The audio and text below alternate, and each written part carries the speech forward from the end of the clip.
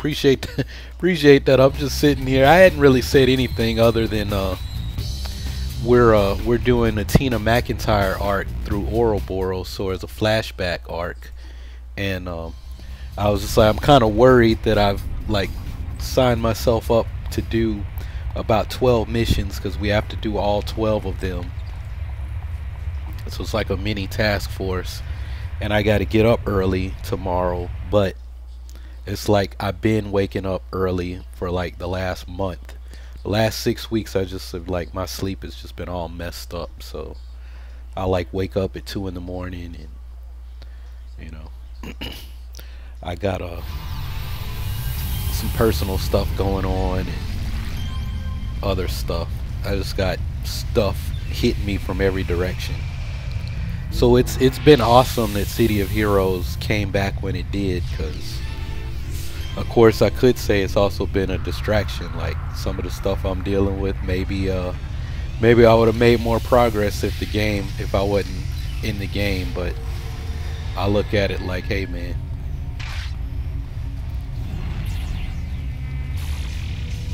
it's I get done what I can get done. If I were sitting there dealing with all that stuff constantly, I might not be as productive when I am doing work. So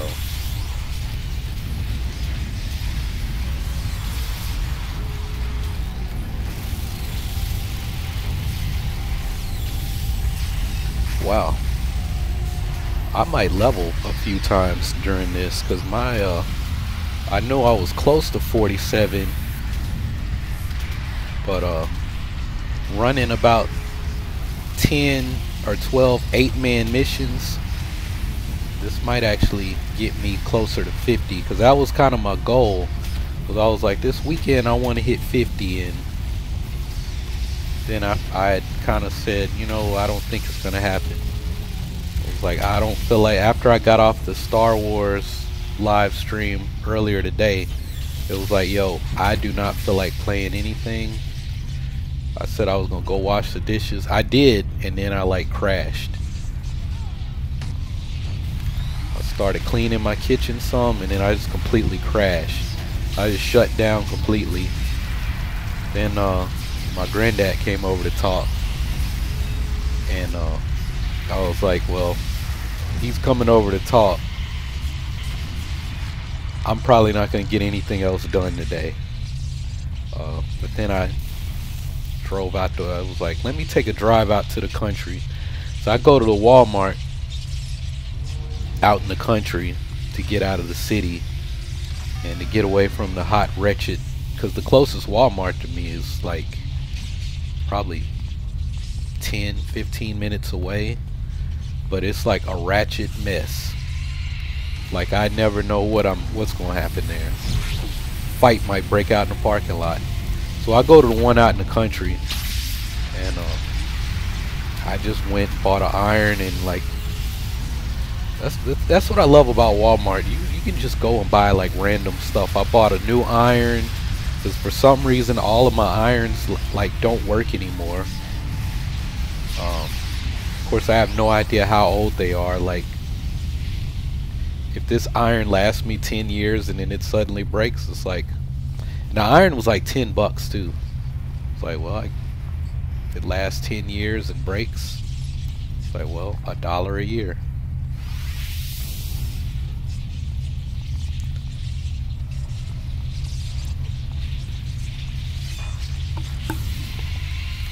Yeah, so I got like an iron, some starch, a water spray bottle, and then raspberries. I bought like a pack of raspberries because I was like, well, I don't need to be eating candy, but I want something sweet. So I'll buy a little carton of raspberries and eat them on my way home. Nature's candy.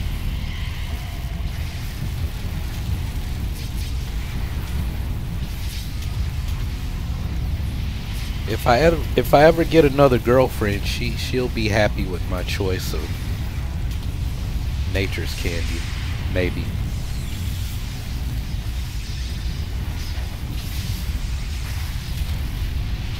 sugary cereal. I said, I'm not really a cereal eater. I go through phases where I like want cereal. And even then it's not like, cause I went through this phase kind of at the end of winter where I was eating a lot of cereal, but it was like muesli cereal, cause Bruce Lee used to eat that. And then I would like put like honey or agave, usually it was agave nectar. I would just like drizzle it over the muesli and then eat it with almond milk.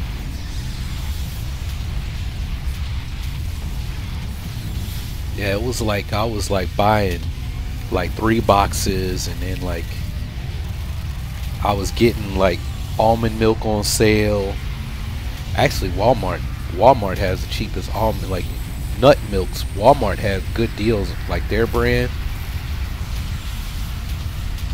Yeah, I was like eating that stuff like crazy. Kind of at the end of winter, like February, January, February. That's what I was eating a lot of.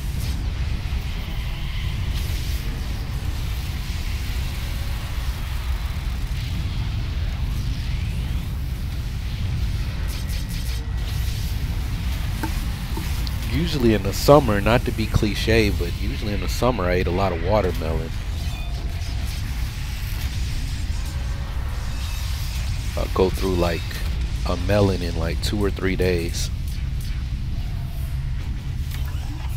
Cause I saw them out in Walmart and I was like, it's too early for watermelon. But then I thought about it, I was like, actually it's not. Maybe here, it's hard to get a good watermelon this early. Well, now it's June, but I remember, what alert did I get? I remember when I took my trip out to Arizona, the last time I saw my cousin, I remember I bought a watermelon in Dallas, because my cousin was making fun of me, because he was like, "Cuz, why are you driving around with a watermelon in your trunk?"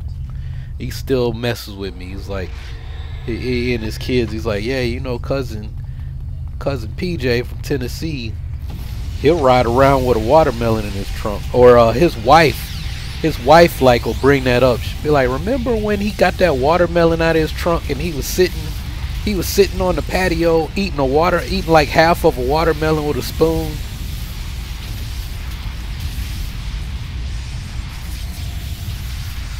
And they didn't know the reason I was doing that was because I bought it in Dallas and it had been sitting in my trunk, and it's, you know, with that heat in Arizona, I was like, man, I forgot to refrigerate this. I just been driving around with this watermelon. It's gonna go bad. So I was like trying to hurry up and eat it because I didn't want it to go bad. But I mean, yeah, I was riding around with a watermelon in my trunk.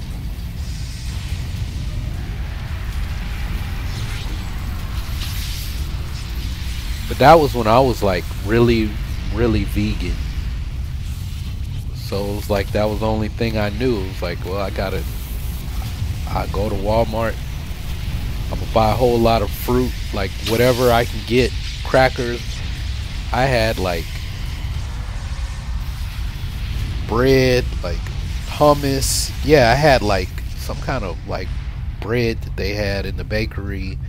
I had hummus.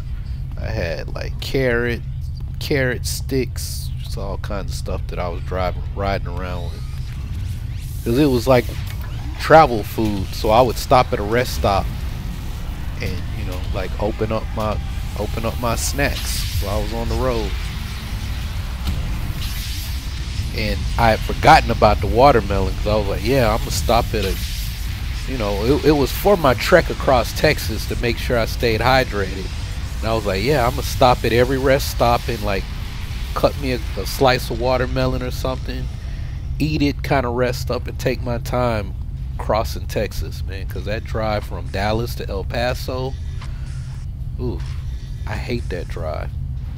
Actually, I didn't mind it that trip. I don't know why, but I didn't mind it. I'm trying to remember, yeah, because I got to of course I got up early and I I didn't do my trip like I normally do. Normally the first day I'll drive like from Nashville to Dallas, and by the time I get to Dallas I'm just dead. And I got probably 40 miles outside of Dallas, and I was like, you know what, this looks like a safe place, I'm stopping. I was like, if I see a nice hotel, that's where I'm staying. I was like, I ain't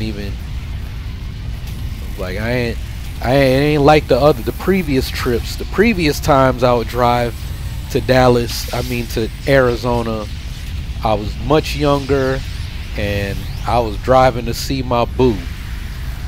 So, you know, I had them young men. I might get laid. I'm trying to get laid.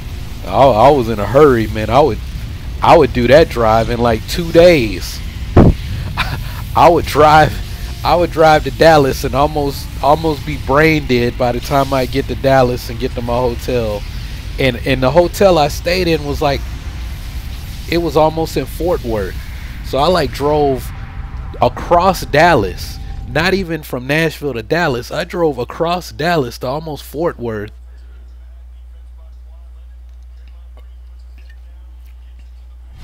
And then I'd get up early and get out and drive from Fort Worth all the way to Tucson. I'd do that drive in 2 days.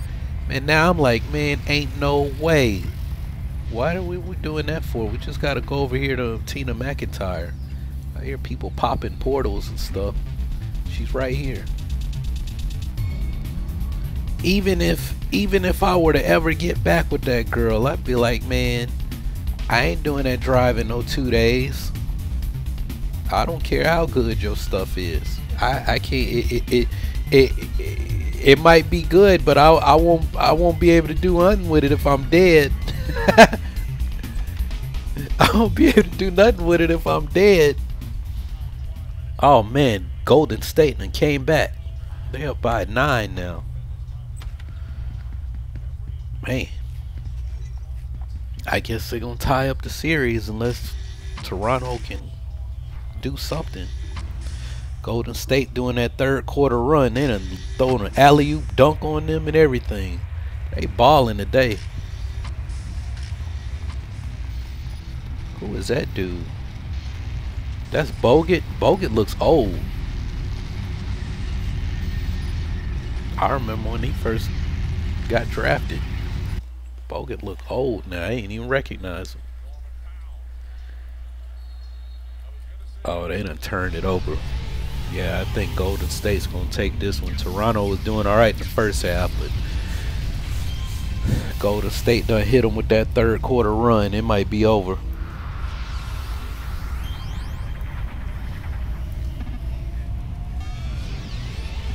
Yeah, it might be over.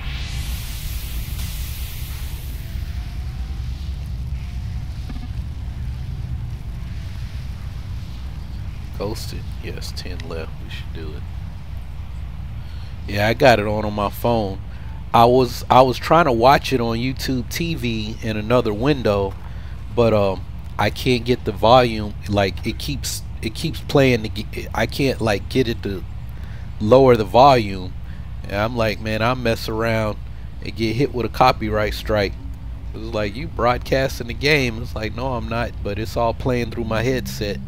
It doesn't matter how much I turn the volume down or on the window. It's still loud, and my headset's like picking up everything. I don't have any kind of mixer that'll.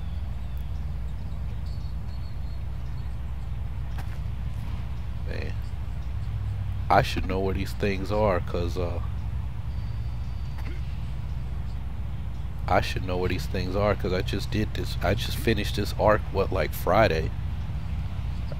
I'm pretty sure I did this mission.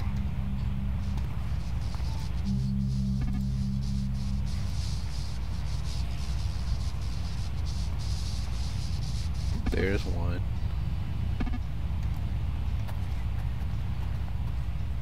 I should know where all of them are.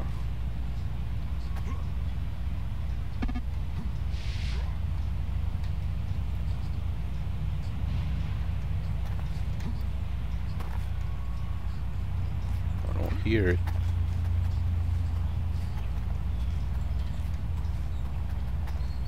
Deactivate the last one.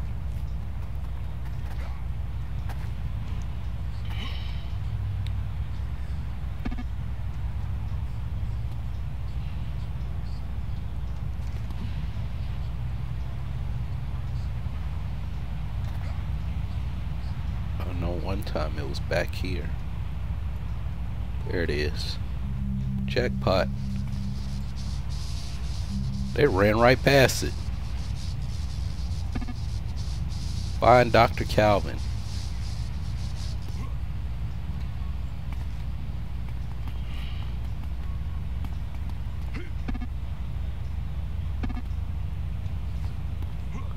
I forgot to look. Find Dr. Calvin. How did I get invisible? I don't have invisibility.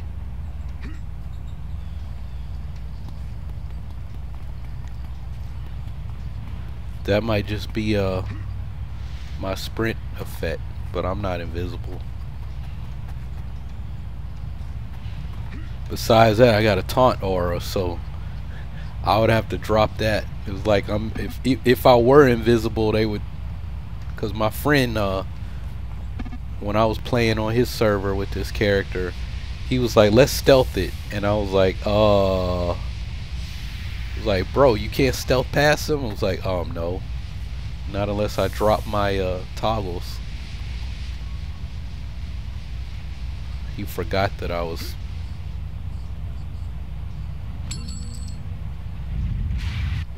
Got it.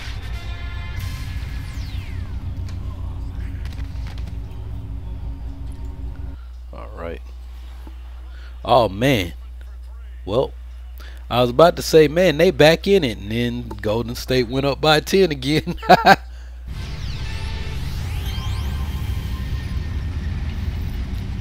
They back in it, and Golden State went down there and shot a 3.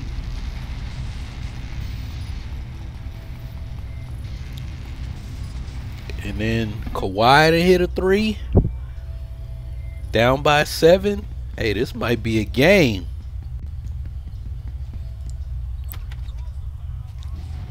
Up.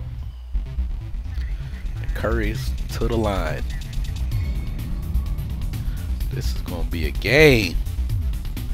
Got us a game.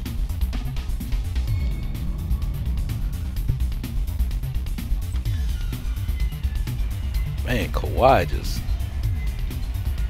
he pulled that, and he looked like he got fouled too. He pulled on them.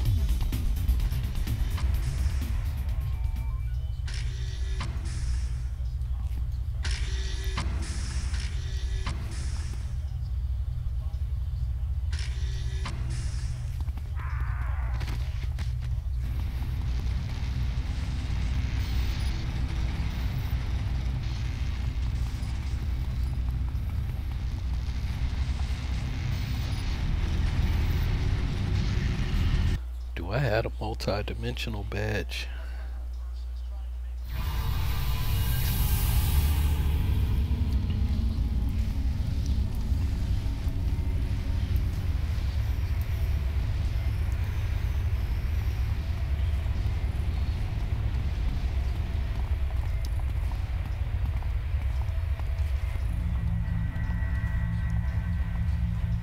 I wish I had my little thing where I could prop this up.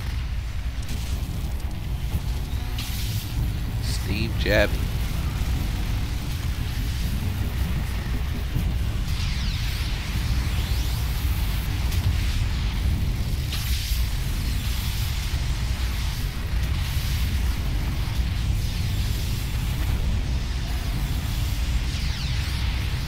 Scrub bot. You a scrub. That bot is a scrub. Man.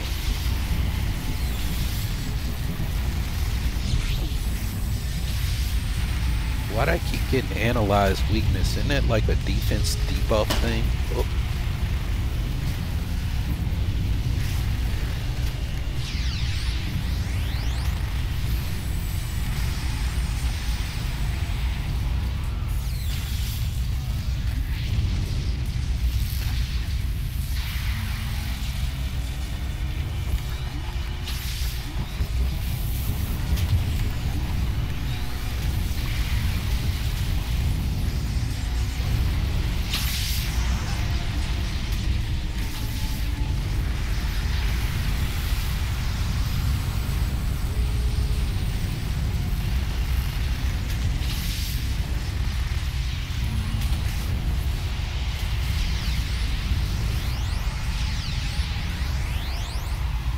we've all got incarnate powers.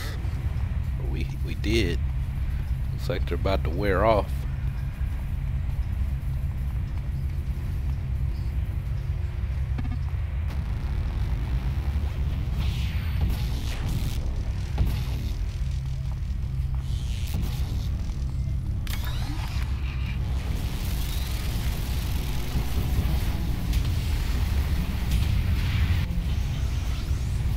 No, it's PC only. Especially the way it's set up now. You would have to play on PC.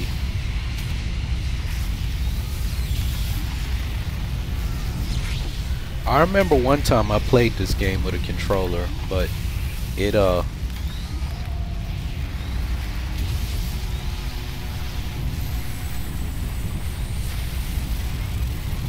in my defense though, I don't think there were MMO mouses out back then, but I had like a special gaming keyboard that I eventually started using for this game. It was like a regular keyboard, but then it had extra buttons on it, like off to the side. That's what I used to use to play this game. When I finally built a desktop when I got my apartment on base. Before then, I had a big mouse that I would plug into my laptop, and I was playing it on the laptop, having at it. I was so happy to freaking build my desktop when we got back from deployment.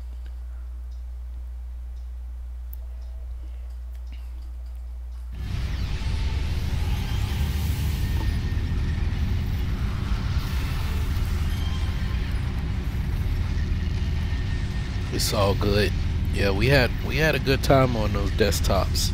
I mean, on those task forces yesterday. That was well, shoot.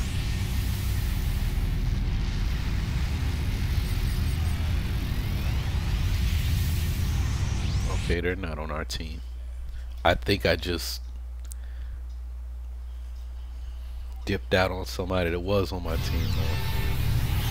Oh well.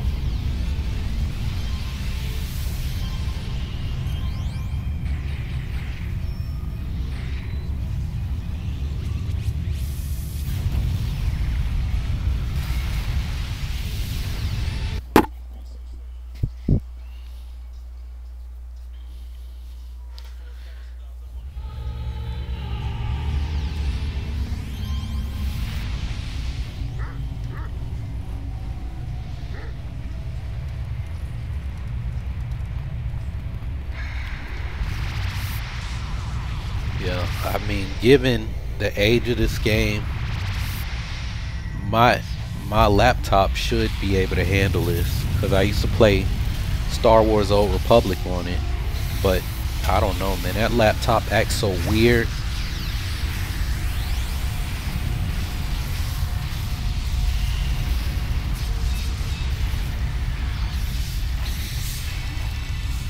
Because I'm like, if my master plan comes to fruition, I'm not gonna have this desktop much longer.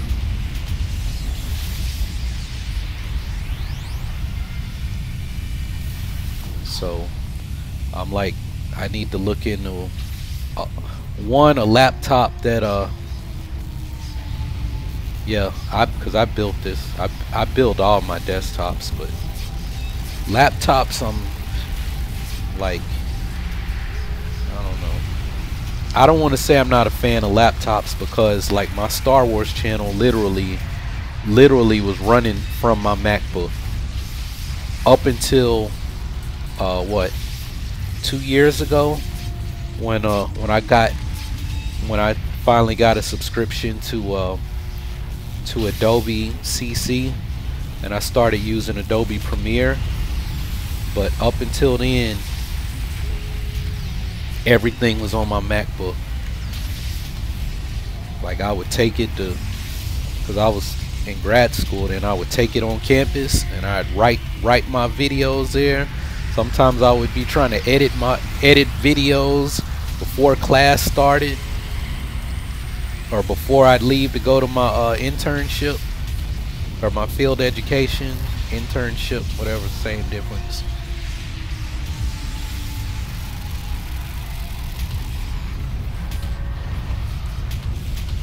And yeah, and I wasn't doing any gaming when I was a student, so it was like my desktop was basically just sitting there.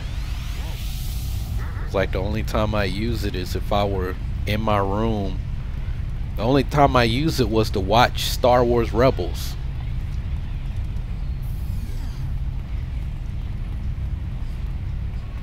That was it.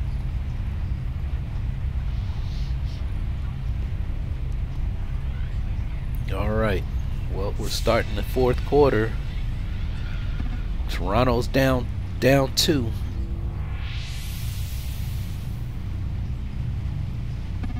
Down 2, down 10.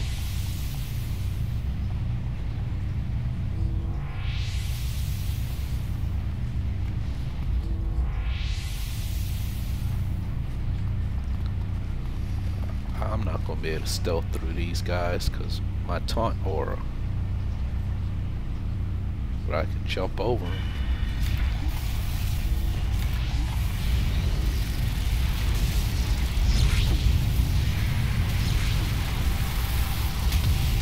I can't even see myself.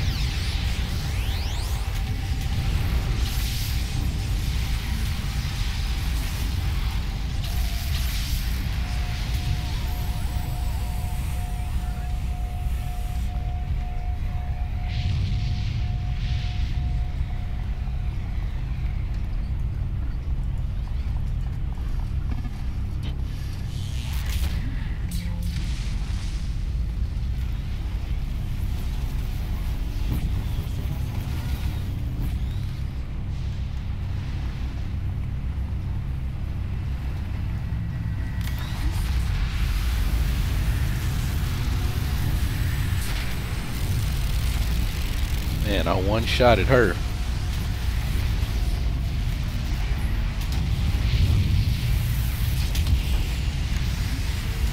Yeah, they're down 8 now. I don't know. Can they pull it out? I don't know why I want to see. I don't know why I want to see Golden State get upset. Cause I would like Golden State if they didn't have KD.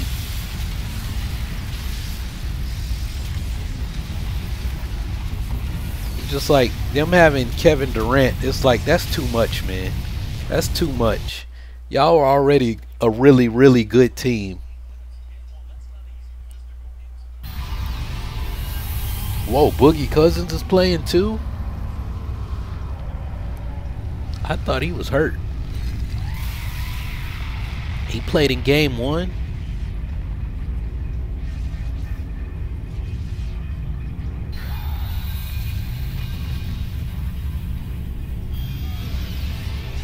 Yo, do we actually need to go to Brickstown? They're down 5.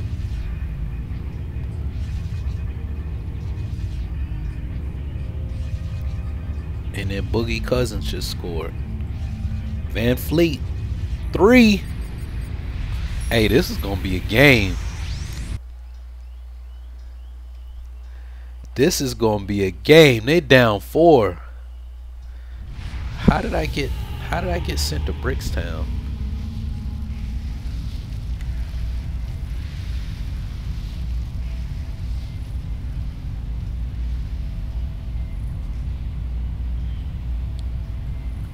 I guess somebody had a mission teleporter.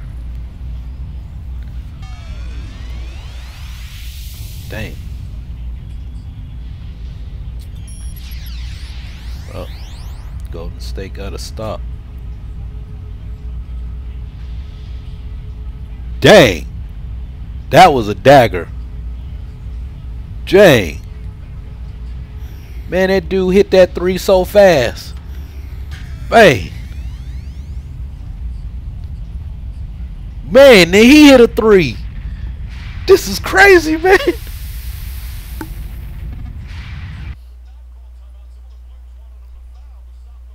That's crazy, man.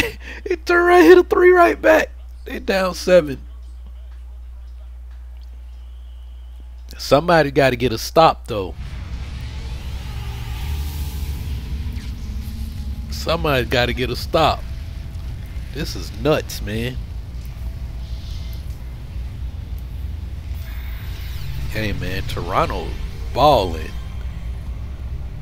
Want me to ghost it? Yes, please ghost this. I don't want to do all of these missions. It is 9:13. I kind of want to be in bed by 11.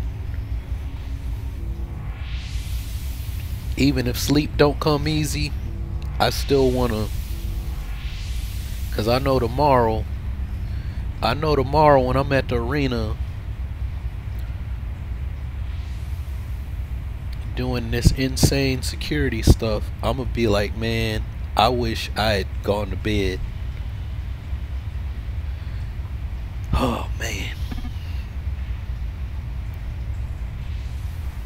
I'm telling y'all, if I make it to July in one piece, if I get through all of this that I'm dealing with, hey, next weekend could be a whole different story though. I'll just say that much. Next weekend, I say if this weekend goes the way this week goes the way,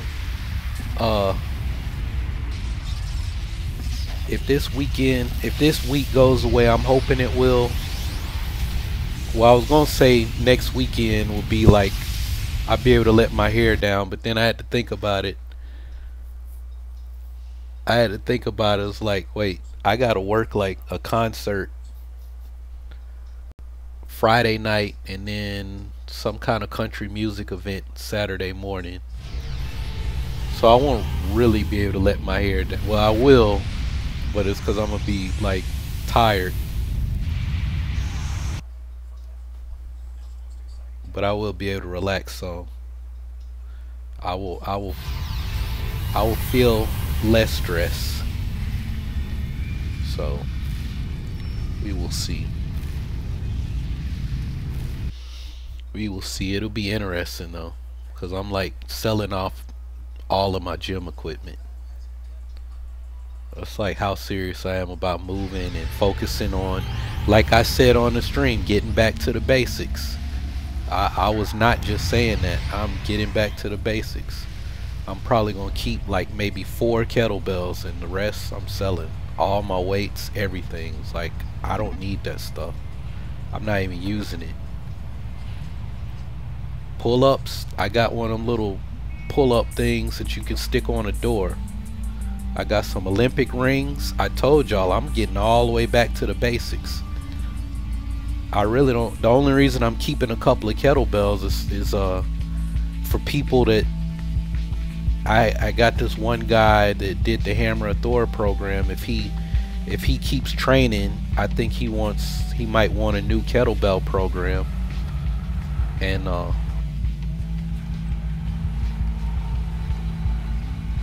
well, I mean, if I end up moving, that's what I mean. I won't be able to take anything with me at all. Like, so I'll have to go to the parks or go to a gym or something. I'm not gonna be able to take anything with me except for some clothes, a laptop, and that's it. Everything else is either going somewhere. I don't know. It's not gonna come with me though. So I had this one girl, the last chick I dated, she was from Maine, and she said one day she just got tired of Maine, and she was like, whatever didn't fit in my car, I sold it, and she moved to Florida. I don't know. I don't really know what happened to Florida. What happened in Florida? I think there was a relationship and it went bad. And then she ended up in Tennessee. Her sister was here and her son was here. And her baby daddy's father. It feels weird to say that her baby daddy's family was here. I don't know why they all came to Nashville from freaking Maine.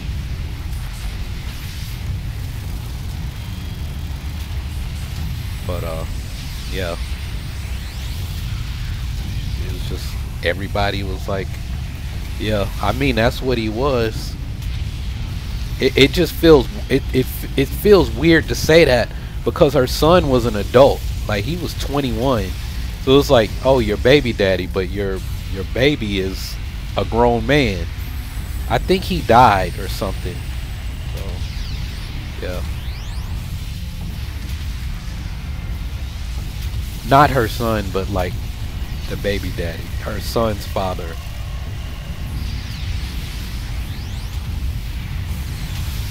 Something like that. I don't know. Yeah, I'm pretty sure he died. I never asked how or what or anything like that. I didn't ask the circumstances. It's like, oh, well, obviously y'all aren't together.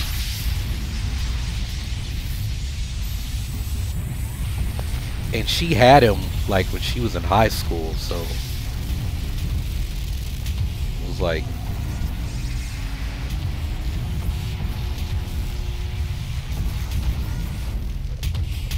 yo, I'm the only one here fighting.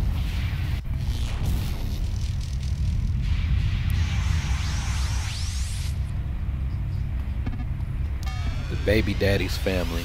Yeah. That's just my baby daddy.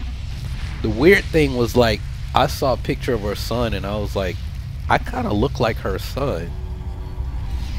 We kind of look alike. Like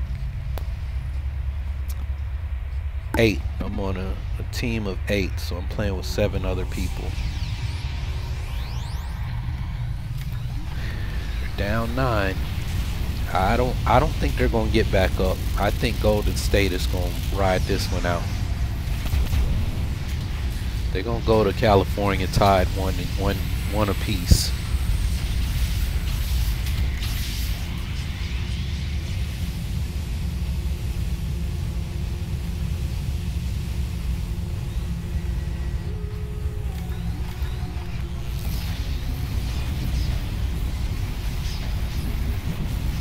Yeah, I don't think they're gonna get out of this one.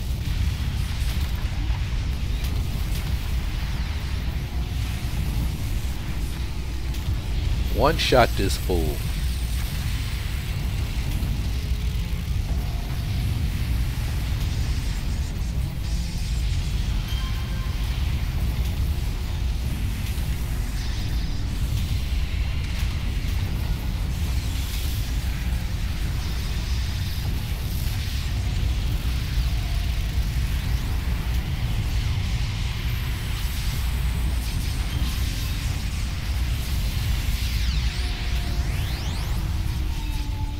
One time.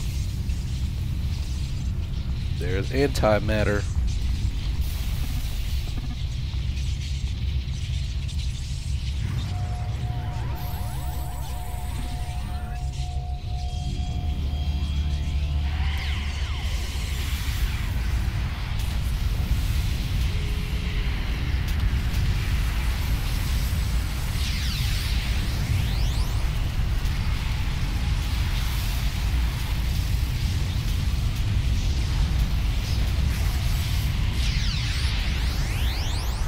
Man, you teleported out that fast?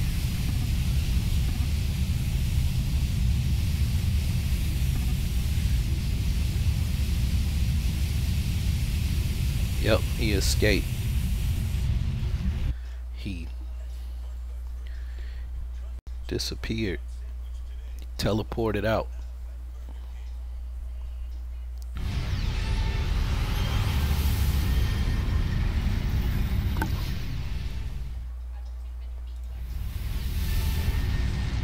Couple of more until we get him.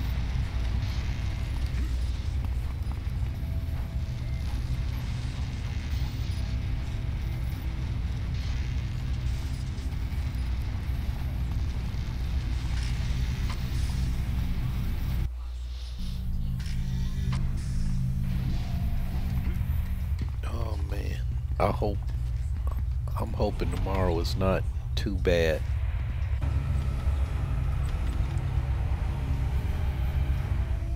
Cause all I can think right now is, man, 12 hours.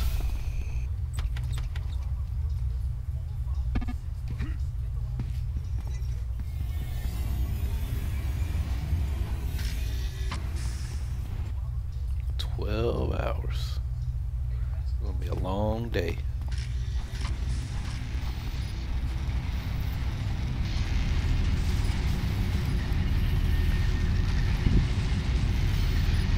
And they like, you gotta bring your own lunch. They not even feeding us. So I had to get up. Get up and make something. Yeah, it's gonna be a long day. I don't even know what I'm doing. Like, it says something about setup for the CMTs. It was something like a Stargate. That's a portal. We're a portal company, so this series of arcs that we're doing is like the Richter, the aliens, the alien invasion that came in, like, is the reason that that they need new heroes, is because all the other heroes got killed during the Richter invasion. It was thought that the Richter were aliens from another planet, but you later find out that the Richter, and the new storyline when the second Richter invasion occurred, like while the game was live, well, there's a meteor strike that happens later, and there's like, oh shoot, yeah, we're gonna have to fight to get that one. Unless I get it and jump away. Luke, run away!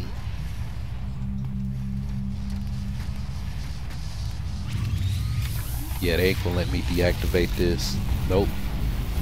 Nope, they're not gonna let that happen. They're like, you better forget that. That's my taunt aura. I was like, you can clip that.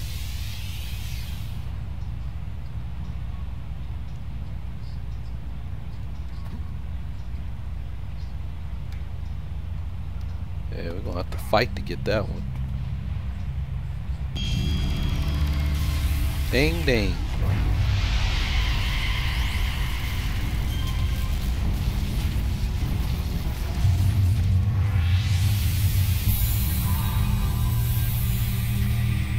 These are neurons, clockwork.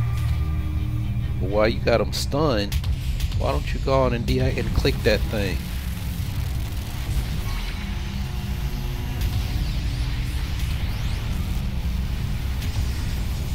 Luke, run away!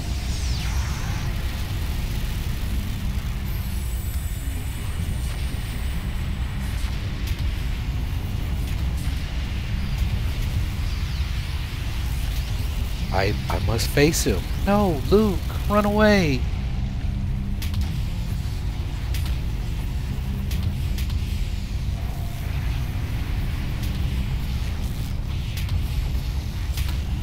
Oh, wait till you see the war works.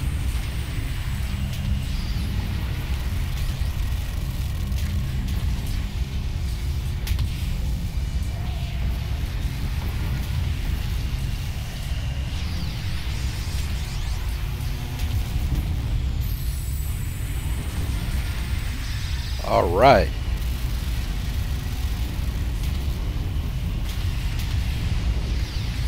So anyway, what I was saying is that we find out that the alien invasion, they're actually not aliens. They were coming through these portals and they brought their mothership. It was like some Independence Day stuff where they like struck, they had been scouting our Earth and they like strategically knew where to strike, and we end up learning that the Richter are not actually aliens. They are actually humans from another Earth, and these portals is like the multiverse. They came from another Earth, where that Earth actually did come into contact with aliens, with an alien race that came to Earth and tried to remake humans like them. So humans were born normal, and then they get like bioformed into what the Richter aliens look like. So the Richter are like some of the people who disappeared during the Richter War. It's like during the second invasion, it's like some of these random Rikti like see their family and they start like freaking out, and it's like, why is this Rikti, why is this alien freaking out around this person? And that's when you find out, it's like, oh, because that's actually this dude, their brother who was, I don't know, a Navy SEAL or something. And that's actually like an arc that I played. It was like this one Rikti that you capture, they like put him under hypnosis, and it's like, I don't know, it's like the dude, like the dude's name was like Benjamin Arnold or something, and his like alien name is like Benedek or something. It's like somehow they took like his real name and like halved it, and it's like, oh shoot, like the Rikti, they have like human names, but they have like a Rikti version of their name to fit into their language or whatever.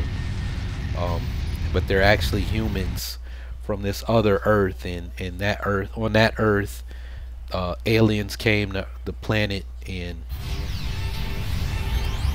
like, I don't know, like instituted their culture or something, like some Stargate types. It's like some Inky and like some Zachariah Stitchin type stuff, where, you know, it's like Inky and Enlil, where it's like, oh, these aliens from another planet were worshipped as gods here, and they found the cavemen here, and they, you know, they were responsible for like human evolution. So you had like the Neanderthals, and then you had the modern man who was actually been messed with by, you know, Inky and Enlil.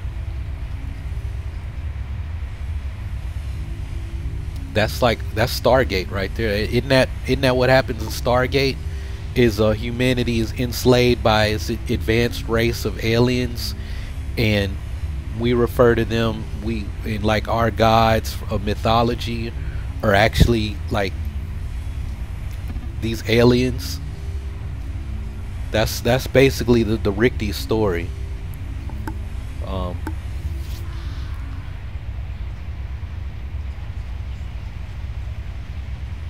Well, yeah, in here it happened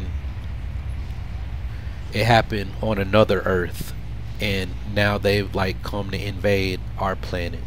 So that's what kicks off the whole City of Heroes, is the Rikti invasion, all of that. I know where Marauder is. He's like all the way back here. They kill most of the heroes and leave the planet like devastated. I can't fly. Well, I can because I have this jetpack, but y'all are like hovering above and everything, and it's like, I don't really do that. I don't really fly. So I hang out with the ninjas. Ninja. We're gonna have to fight all of them.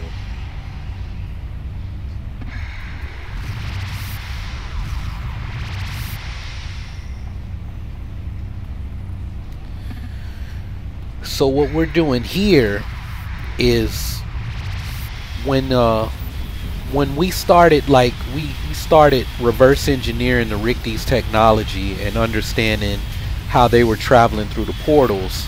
So like now we have Portal Corporation, basically like Stargates, right? We're in the scientists at Portal Corporation are exploring these different Earths in the multiverse. And what happened is they open a portal to Praetorian Earth. Praetorian Earth is like, it's like the Justice Lords. It's the Justice Lords Earth. That's what it is. Like, you know, our Justice League is the Freedom Phalanx. Our version of Superman is Statesman. Statesman has the power. He's the human incarnation of Zeus, right? Marcus Cole drank from the Well of Furies. He was a World War I vet, and he got exposed to mustard gas, and he was dying. And somebody told him, like, if you find the mythical Well of Furies, you can cure yourself and not die. You'll actually become immortal. So Stefan and his homeboy, Marcus and his homeboy Stefan, go in search of the Well of Furies because they're both dying from mustard gas exposure. They find it and they drink from the well, and Marcus becomes the human incarnation of Zeus, but Stefan becomes the human incarnation of Tartarus. But on Praetorian Earth, everything is the same, except when Marcus and Stefan find the Well of Furies on their Earth, Marcus kills Stefan and he absorbs his portion of the well, right? So like what gives them their powers, the source of their powers, is like Marcus steals it from and kills Stefan. So it's like he has double the power. And then he declares him. Then there's some other stuff that happens. There's the Hamadon Wars that happened in the 70s. The Hamadon on Primal Earth, or Earth Prime, where the game happens, the Hamadon just wants to hang out and be left alone. But on Praetorian Earth, there's it's like what people are told, at least. I can't remember the real story. If I keep playing my Praetorian character, you find out what actually happened to cause the Hamadon Wars and what the truth is.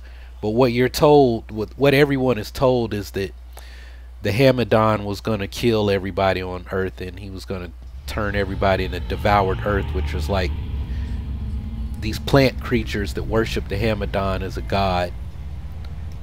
It's like, you know, trees and cactuses and stuff that come alive.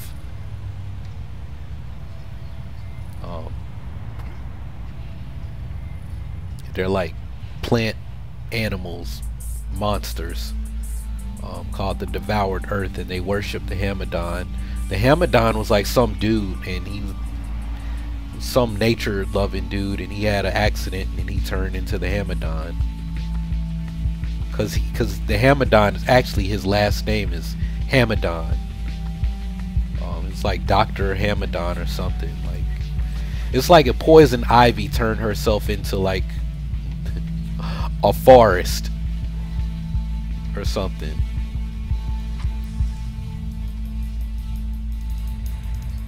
Right, so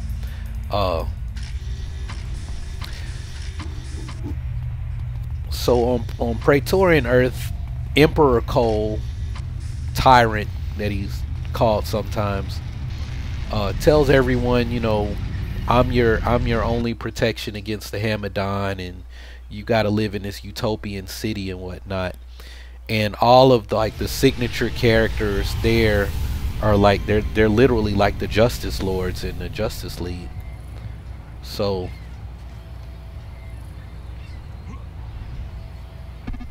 what's happening here is, as a result of Portal Corporation experimenting with these portals and exploring these different worlds, they open a portal to Praetorian Earth.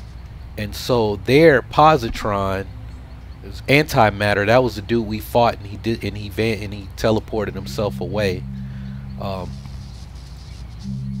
Positron is like our Iron Man, so antimatter on their Earth, he's like the evil version.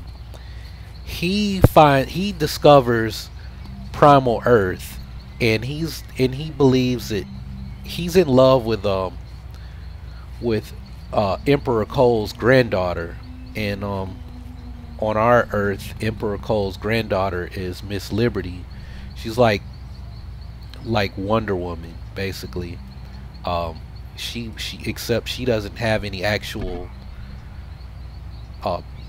She should have powers because she's his granddaughter, but the first Lady Liberty was Statesman's wife. He had like the girdle of Athena or something, like some magic belt, and it gave her powers. Like, it made her invulnerable and gave her super strength and all this other stuff, right? Basically, that's why it's like she's basically Wonder Woman, except if she removes her magic belt, then she loses her powers.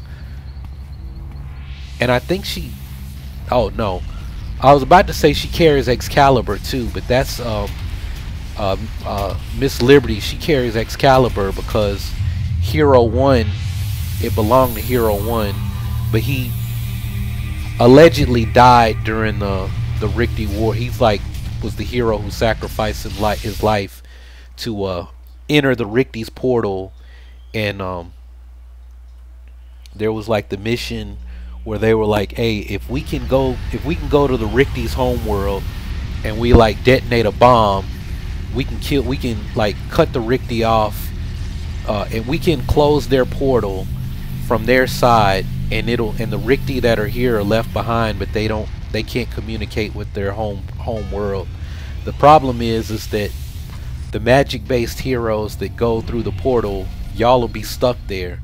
So everybody thought it was like this big thing when the game first started, that you know, it was like Hero 1. There was like the Hero 1. Oh shoot, did my game crash? Well, that was weird. I bet they crashed the server. I bet they crashed the server, because there were like 5 Atlas Parks. I bet they crashed the server.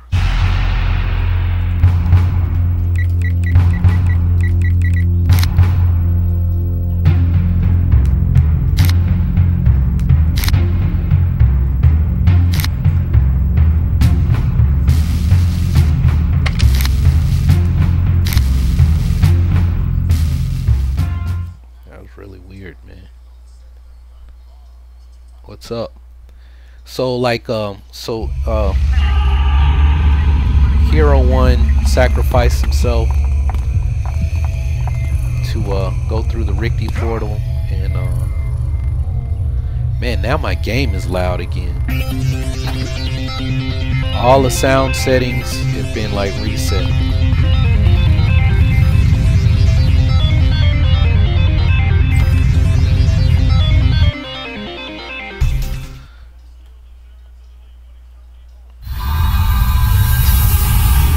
Dang, Boogie Cousins got a double-double and 6 assists.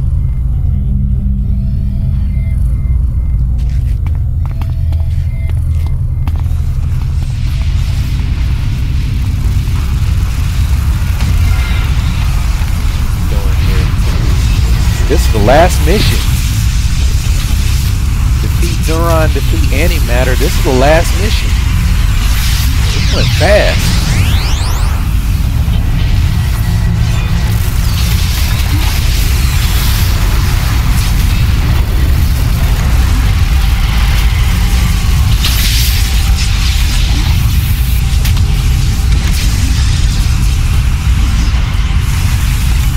No, I think I'm 47 now.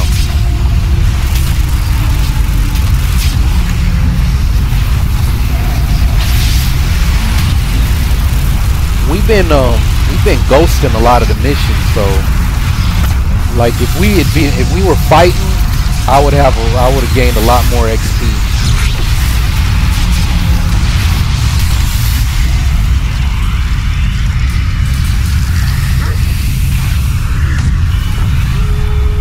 What I was saying was that Antimatter is in love with Emperor Cole's granddaughter. I think on Praetorian Earth her name is Dominatrix, or it was at least. She's kind of freaky. Like I remember when the game when they first introduced all of this, it was like they were like, oh, she shows special attention to Tyrant. And it's like, and Tyrant is also her grandfather, and it was like, and they were like, we're not gonna elaborate on what we mean by special attention. It was like, wait, what? Like, what?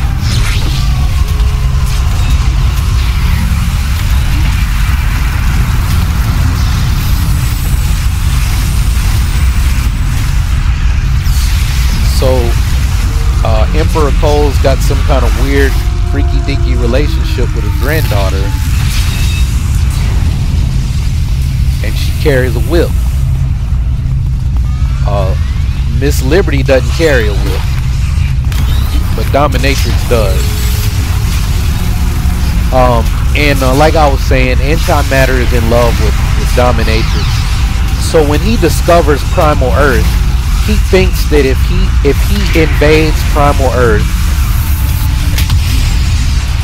it'll make Jessica, that's her name, it'll make like Jessica see him differently if he can like successfully invade this planet.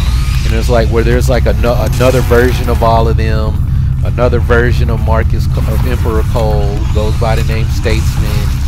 It's like, yo, if I can invade their Earth and take it over for Praetoria, and their Hamadon, we don't have to worry about their Hamadon. Like, it's a non-factor. Their Earth is like perfect for us. If we can take over, so that's what we're doing. All of this is that Antimatter has discovered Primal Earth, and he's like slowly beginning an invasion with his clockwork. That's why it says like Antimatter's clockwork. Now Neuron, who is Synapse on our Earth, Synapse is like the Flash. Like literally, he's the Flash. Except he has electric, well, the Flash has electric powers, but he's got super speed and all his powers are like electric. He was also a scientist. Steven and Ray, Positron and Synapse, are best friends on Primal Earth. So naturally, if they're best friends here on Praetorian Earth, where everything is the opposite, they hate each other's guts. They're both scientists, and they're both like competing to see who's the smartest, right? So like instead of Barry Allen being a forensic scientist, like here he's just a scientist. Which Steven Synapse, he was a scientist too. Stephen Barry. So that part hadn't changed. Yeah, Golden State's got this one. They're up 5 with 5.9 seconds. So it's gonna be 1-1 headed back to California. Right.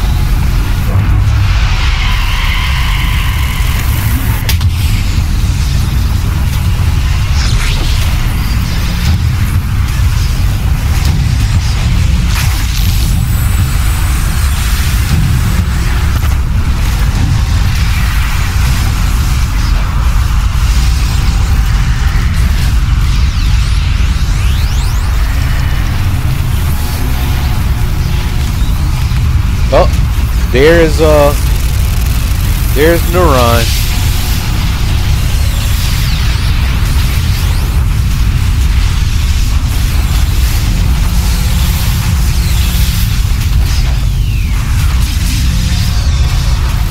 So like even here, like Neuron has his own clockwork, and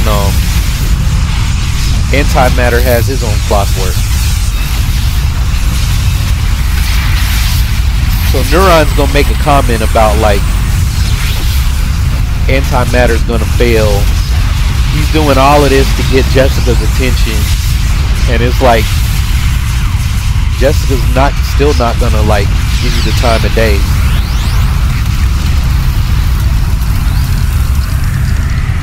So we just defeated Neuron.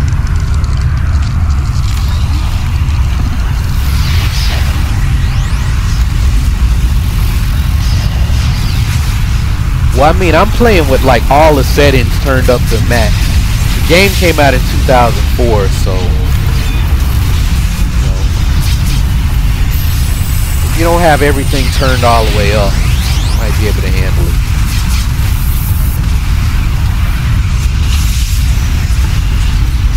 Because I remember my laptop that I had at first, I didn't know anything about buying gaming laptops, or I was like, I just want a laptop. And it would handle some games, but wouldn't really handle this all that well, but I learned like some kind of way to make it render in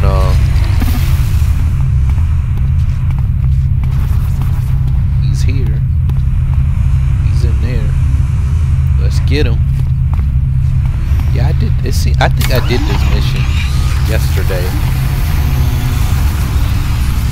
We had to fight both of them. Yeah, there he is over there. Antimatter.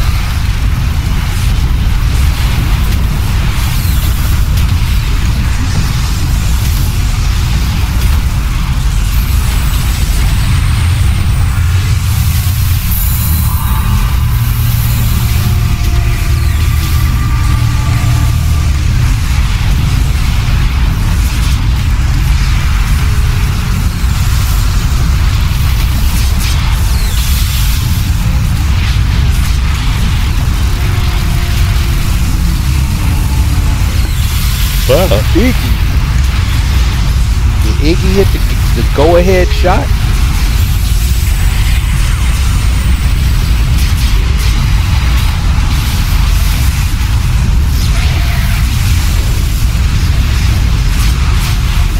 You know what'll make you feel old? I remember when Andre Iguodala played like AAU ball, because he was like, he played like some tournament. It was like won like this.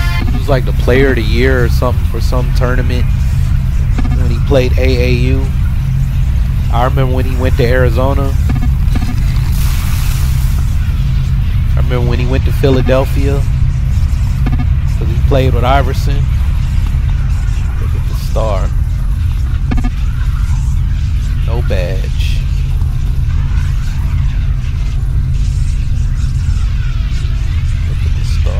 What star? Oh yeah, you did get a star. Portal jockey. As a portal jockey, you've been granted your permanent increase to your max hit points and max endurance by 5%. Yeah, I haven't done all the AVs. You gotta defeat all the Praetorian AVs to get portal jockey. I've only done Tina. Alright, well cool. Not even 10 o'clock yet. Awesome. That only took us an hour.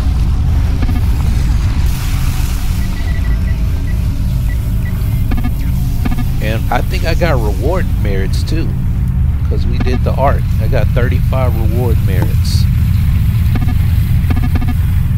Awesome.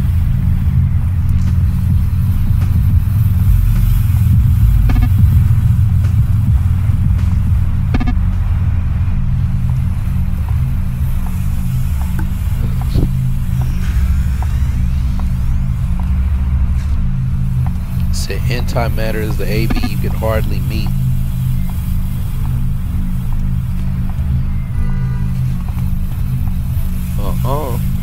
I done fought antimatter like 3 times on this character. I fought him once on another server. I fought Chimera, fought Marauder, fought Knight, whatever. Whoa, where did I gain more XP from? I guess that was from turning it in. Wow, I will take it. I will take that. Nice. I guess that's from turning it in.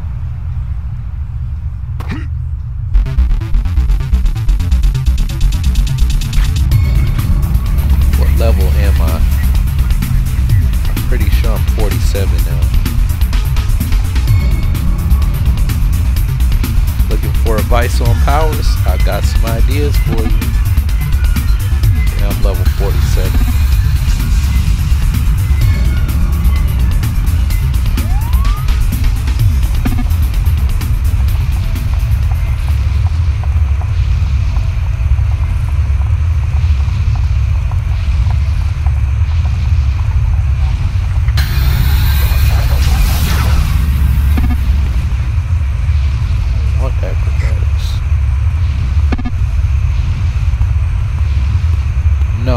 Chimera is he's the Praetorian version of Manticore. So Manticore is like our green arrow. So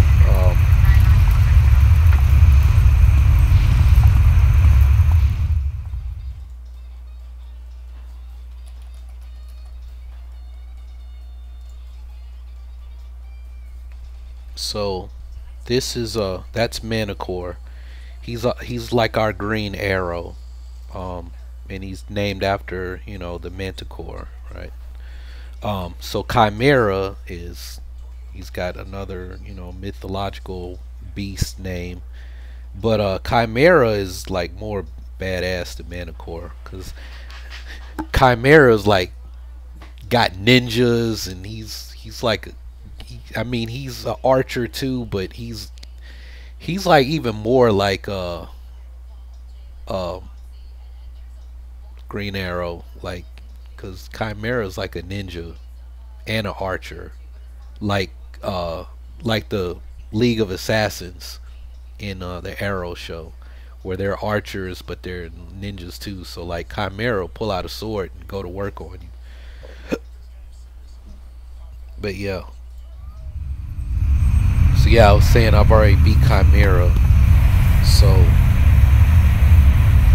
Space Ghost. So a lot of the there's a badge that you get if you defeat all of the Praetorian, basically the Justice Lords, and that's what the person that led that team, they got that badge, Portal Jockey. You get some boost to your character, like you get more hit points and more it like it's a 5% increase to your hit points, a 5% increase to your endurance, right? You have accolades, so like I got an accolade task force commander because I did all of the main task forces that are offered by like the members of the Freedom Phalanx. So did all of the signature task forces. There's some like you get certain badges in the game and you'll get another accolade. So like I was trying to get on a Moonfire task force because that's an easy way to get the badge, the defeat badge for the Werewolves and the Nosferatu, or the Vampiri. And the vampires here, like we have basically Hydra. They tried making super soldiers, and the super soldiers got turned into werewolves or vampires, werewolves and vampires, right? So you get a defeat badge if you defeat. It's like Silver Bullet and something else. See, here's my defeat badges. I haven't really been going after these. I've just been getting them through playing. Later on, you know, you can go and say, okay, I'm gonna fight these, and I'm gonna go to this zone and fight everything till I get this badge. I just been getting these by way of just playing. So you get that, and then you have to get like certain exploration badges for I think that's for the Atlas Medallion. There's like websites where you can go and look all the stuff up, but I don't know. Back in the day, I used to care about all that stuff. Now I'm like, I just want to get to 50 and get my incarnate powers, and I go back, because it's like that's what you do once you get your character max level. Then you can go back and do all the fun stuff, little missions.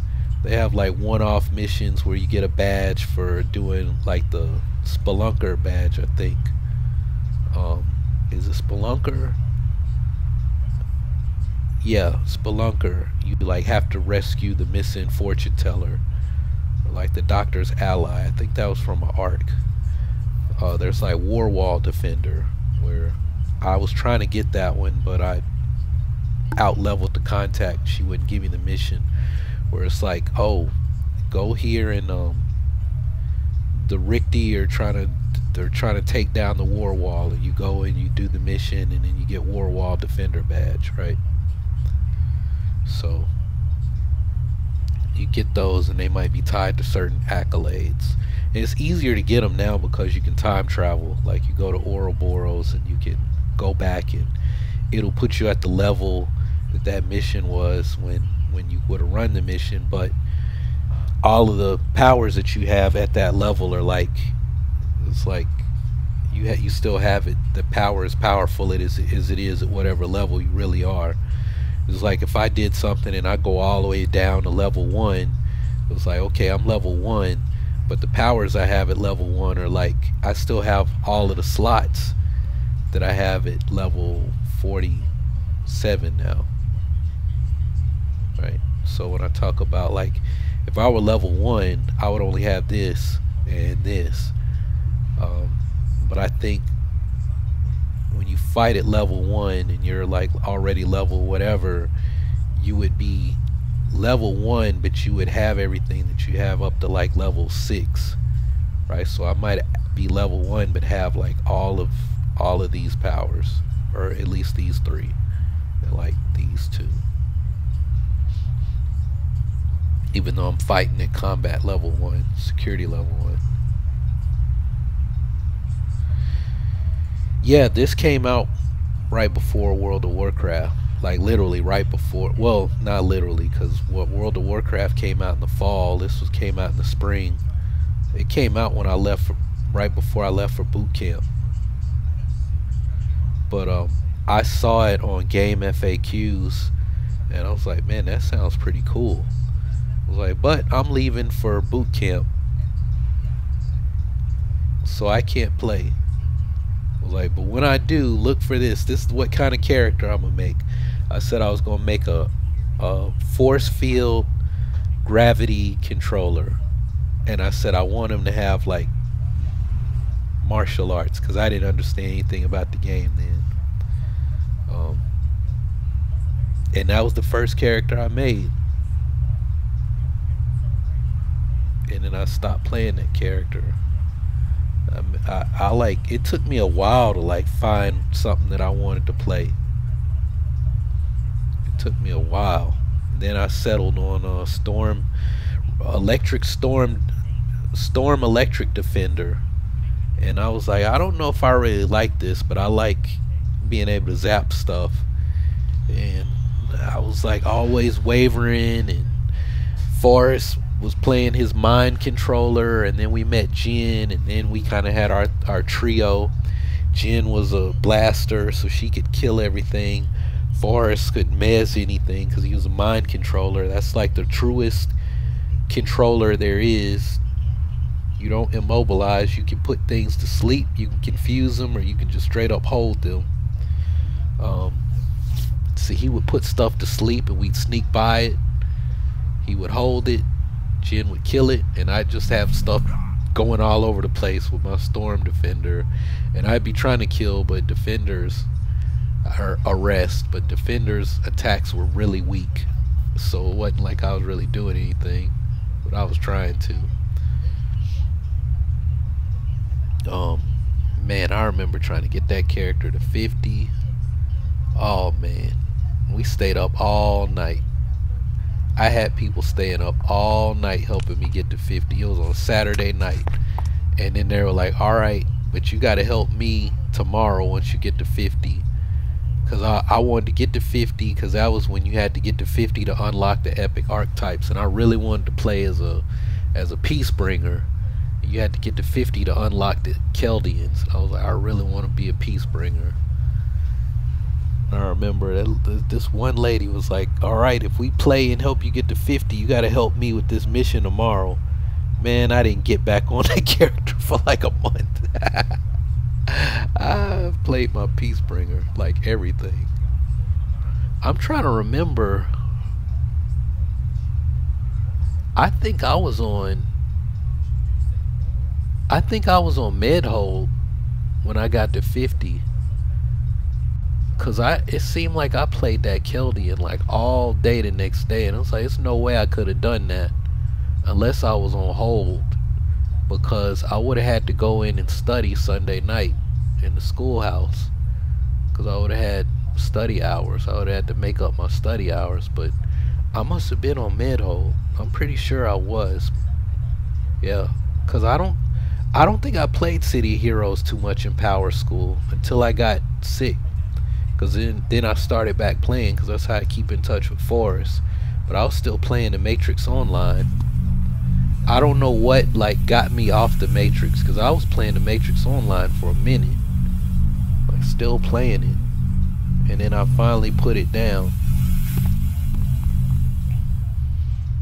I don't remember what made me make the switch and just like stop playing the Matrix Online. I can't remember, because that's what I was playing in Nuke School. I was playing the Matrix Online. Forrest was like, dude, come back to City Heroes. I was like, no, I don't want to. Matrix Online is cool. We had all these live events. It was cool. And I used to play with this lady in Detroit. I wonder whatever happened to her. She was like a DJ or something. I used to remember her name. I looked her up on like MySpace or something, and she was doing really well. Yeah, I played the Matrix. That was like really the Matrix Online. I say this was my first MMO. I was like, oh, I learned about the Matrix Online. I was like, yeah, I want to play that. I don't know anything about MMOs. I was already in a faction or in a guild. I'd already joined the guild, and the game wasn't even going to come out for like another 6 months. And we would get on there and talk smack and everything else. And then I found out about City of Heroes. And what I said was, I'm going to play City of Heroes so I can learn about playing an MMO until the Matrix Online comes out. And then, what I don't remember if it was like the open beta or something, but I remember getting into the Matrix Online, but the game wasn't really out yet, so it must have been some kind of open beta right before the game really came out. And I played it, had no idea what I was doing, but it was a Friday night.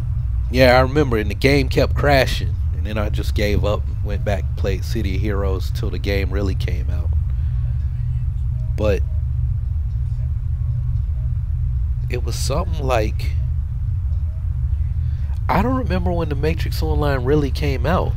I think that was a open beta, and it didn't come out too much later, because it's like I kept playing City of Heroes.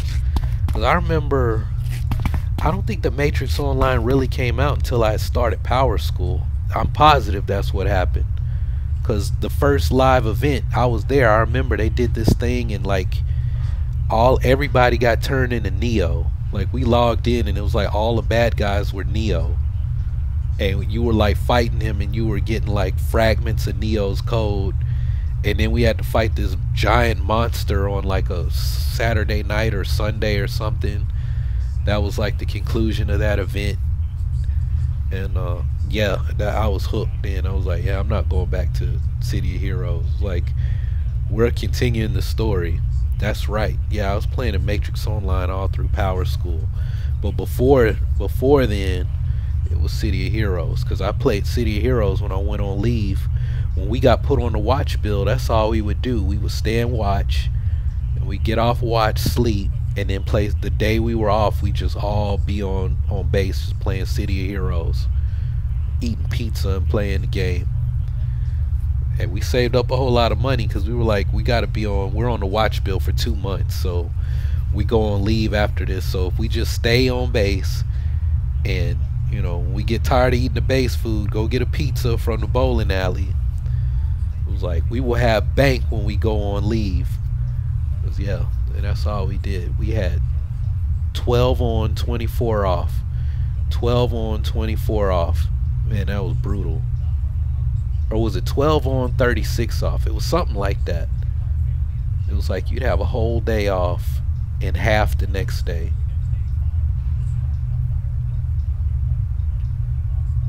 No, I think it was 12 on, 24 off. Yeah, you would go on watch.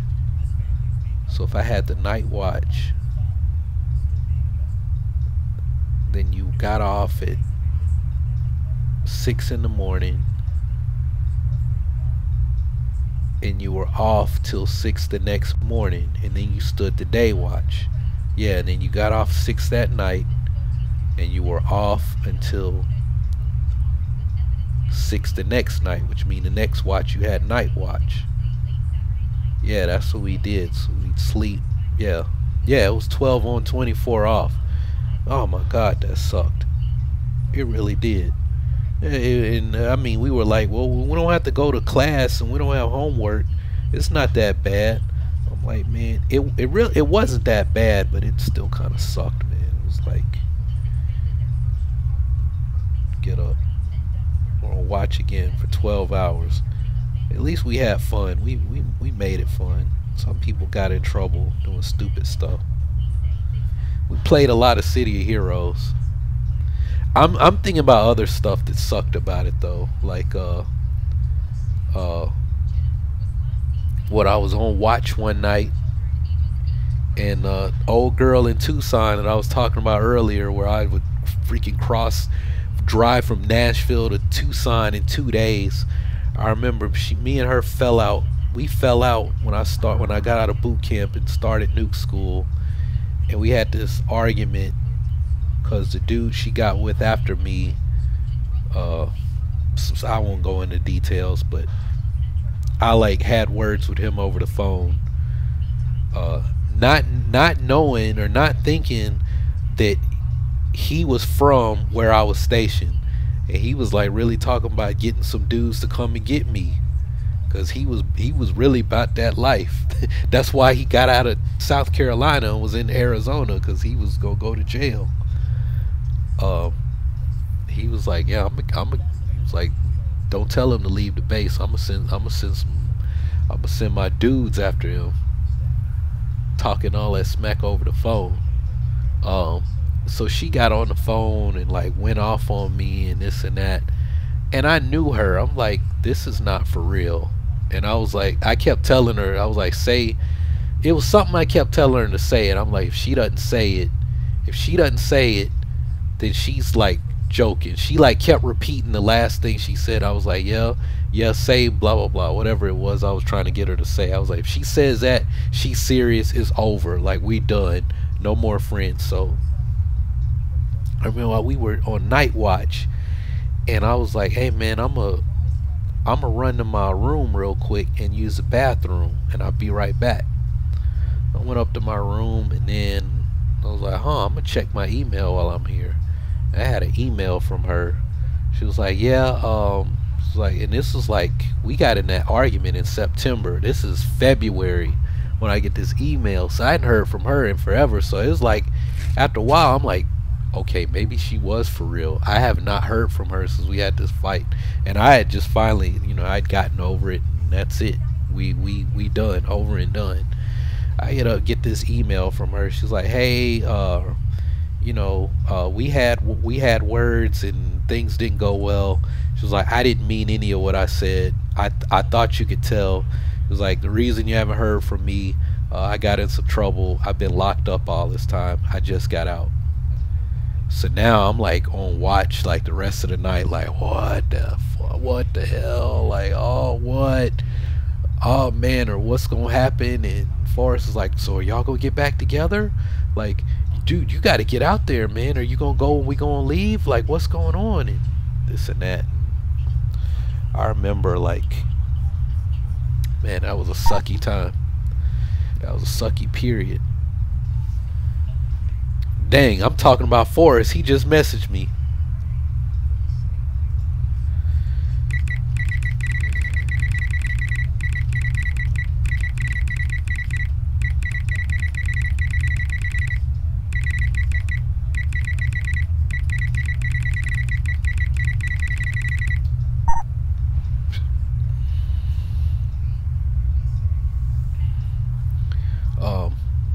Yeah, so far, dude, are y'all gonna get back together? Like, are you gonna go out there for leave? Like, dude, you gotta do something, man. This is like your soulmate. From the way you're talking, it's like, dude, I don't know, but man, I remember like I got that email, and then I started trying to call our parents' house, and then our mom was like, you can't just be calling here. I was like, what do you mean I can't just be calling there? I was like, she's home. And she was like, man, if her husband picks up the phone. And I was like, wait, what? What husband? And I remember her writing me back. She was like, I really wish my mom hadn't have told you that way. She was like, look, what happened is I got out of jail. He came, or the dude she was with. It's like he came, and before I knew anything, he was like, let's go get married. And it was like, she's like, literally as soon as I got out of jail, we're like getting married. She's like, I didn't even know what to do, what to think, anything. I was just like, okay. Like, she's like, I was just taken by surprise. It was like he didn't have a ring or anything. So I was like, well, damn. Well, I guess I'm not going out there. I guess that's it. Like it. So yeah, I just remember like that period that made like the whole thing suck. And it was like, well, I got my friends here, I got money, I got City of Heroes. Yeah, that was a sucky period. It was like, well, I was talking to my granddad about that girl, and I was like, man, it was like so many other women that like came in and out of my life during that phase. And it was like, I look back and I'm like, I just knew she was the one. And I'm like, she put me through so much nonsense. Where it's like now, it's like, you know, I look back and it was like, man, I thought that was my soulmate. And it's like anything could happen, right? Anything could happen. Stuff could happen in the future. And, you know, but I'm like, after all of that, it's like, a whole lot would have to happen. You know, we meet up when we're older, because she used to always say, you know, I always envision us meeting, like living our lives, and then we get older, we come back together, and you know, we like share our stories, and then we, you know, walk off into the sunset together. And now I'm like, man, you put me through some shit, man. I don't fuck that, man. I don't know. It was like I mean, she's doing some big things. She like runs a record label and stuff now. But yeah, I'm like, yeah, I could just walk off by myself or walk off with somebody else. I'm like, man, I must not have gone on. I haven't gone on that adventure myself yet, because the way I'm thinking is like next year, 5 years from now, like, I mean, I see her now, and I'm like, you were like turned into somebody I don't kind of want to be around, right? Yeah, I mean, I also look at like, you know, like my granddad is married to somebody, they've known each other a long time. He knew her, but he was like, yeah, I knew her before I knew your grandmother. I'm like, y'all got some years apart. So she was like a little girl when you're a teenager or something when you met her, and you were like grown, and maybe she had a crush on you or something. But you know, it took like, but it's weird too, because she's like, I've been in love with him my whole life, and it's like, but you had a husband, man. You had a husband and a family and kids, and he had a family and kids and grandkids, and now they're like old and together. Man, she got really sick yesterday. He was really worried, because her last sister died, and she was at the funeral, yeah, and she fainted, and she like went into shock and fainted, and she wasn't like responding to anything. He said, man, for a minute I thought she was really gonna go. That's what he came over when I said my granddad came over, and it was like he was talking for a long time. It was like she's responding now. He left to like go buy her dinner and take her something to eat, and I'm like, that would be weird, man. Like, what if she goes before him? My granddad's 87, and she might be 70. She might be 70. Like, I don't know how my granddad would take that. He was 5 years younger than my grandma, but my grandma died. I wasn't here. I was on my way to a conference in Chicago when my grandma passed, but it was like he fell out. And when my grandma's sister died, he was real close. They were real close. My granddad almost had a stroke, but it wasn't stress. He ate like all his barbecue and it like spiked his blood pressure. But he was like they did say he was upset about the whole thing when she passed. Because whenever my grandma and he would have a fight or something, he would go and talk to his sister. So it was like,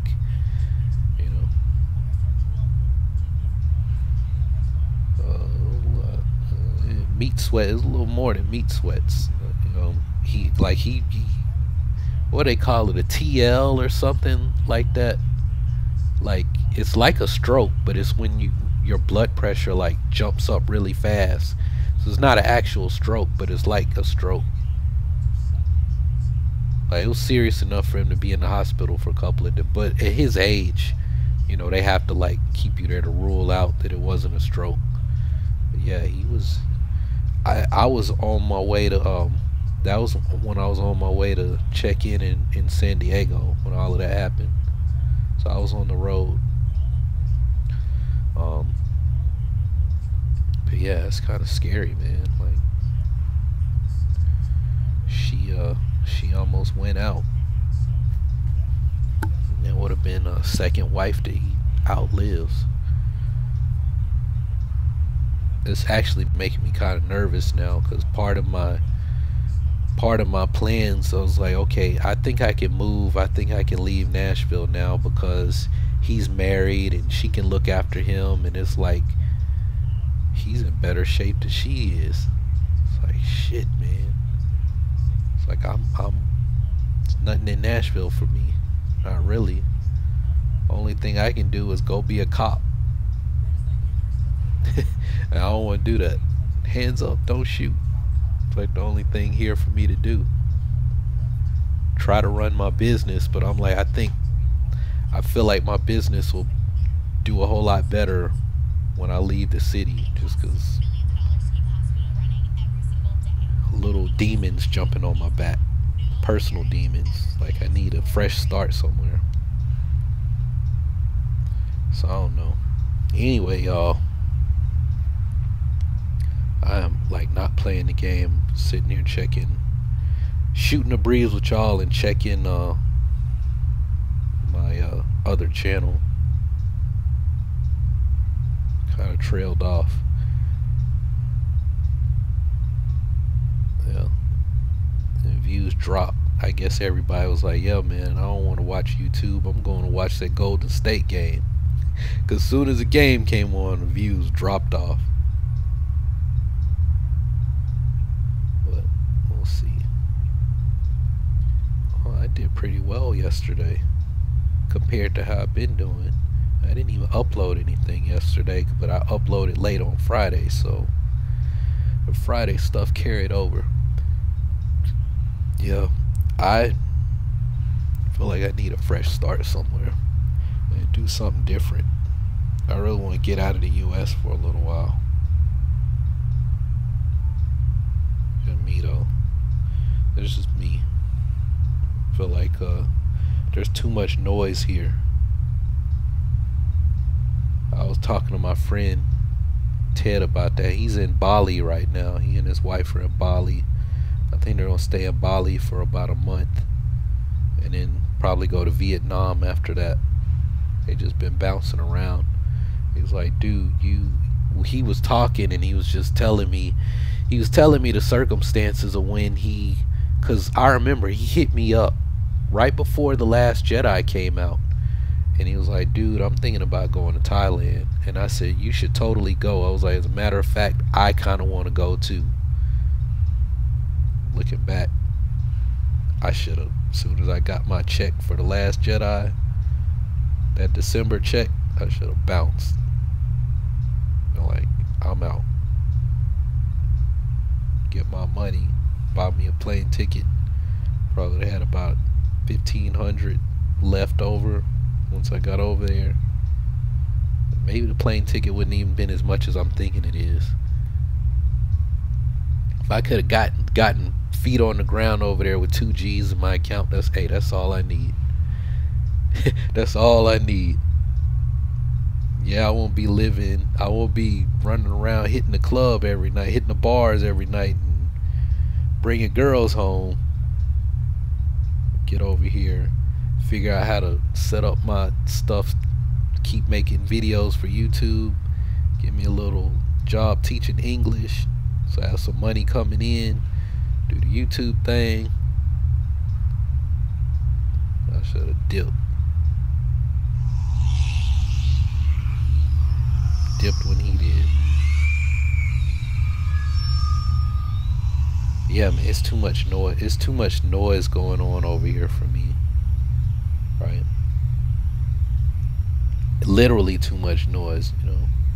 I'm outside trying to do Tai Chi and do my Qigong and get back to my practice. I had neighbor's pit bull barks at me all the time now. I'm like, man, does this dog not understand boundaries? Like, I'm not in y'all's yard.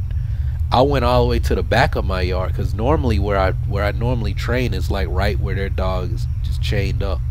So I said, I'm gonna go all the way to the back of the yard, and I got a big yard. Dog's still barking. It's like as soon as I step outside, dog just barks. And I was like, maybe he's like wanting me to come and play with him, but I'm like, I'm not going over there. I'm not going over there to play. I go back in the house, the dog's still barking, like, don't come back out here either, ninja. It's like, man. Now, I mean, you know, it's like we talk about being mindful. It's like, okay, well, I'm being mindful of the dog barking. Yeah, they don't let the dog off the, like, one time they did, because when they first got the dog, I used to like see this girl, and she would like run with the dog, and it would chase her, and like the dog almost got hit, because I remember hearing like the tire squeal and the dog started yelping. And after that, I've never seen the dog off the chain. But yeah, they do need to like take it off the chain and play, because whenever they pull up, the dog like jumps on the car and everything, and he'll stop barking. He's like he wants somebody to play with him. So it's like the dog's probably barking like, please come play with me or something, or pay attention to me. But I'm like, I'm not going into their yard, because, you know, if I go over there, it's like, hey, what are you doing over here?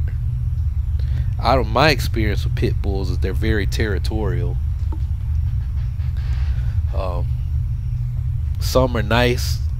You know, I remember this one guy's pit, when I was talking about Purdy last night, the guy that I was he was dating a stripper, and he would have like the house parties, and all the strippers from the strip club we used to go to, they would like come there just to hang out. So we got to know all the strippers outside of the club. And that was, and we come to learn that once they got off the stage, they weren't very interesting people. Some of them were like annoying. It was like, wow, you're really hot. I had a huge crush on you, and then I got to talk to you outside of the club, and yeah, my fantasy is over. Everything that I thought everything that I fantasized about you like ended the minute I tried to have a conversation with you. Yeah, I remember there was this one girl, Jasmine.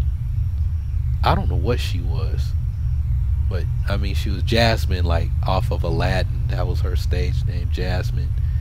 And I was talking to her at she came out to pray. He was like, yeah, man, I can get Jasmine out there to you trying to get with her? And then you know, when she was on stage, she's all quiet and mysterious and everything, and then I said something to her, because she had like she had a nice butt. I was like, man, man, I'm really surprised that like you don't get hit on by more black guys. She's like, black guys don't like me.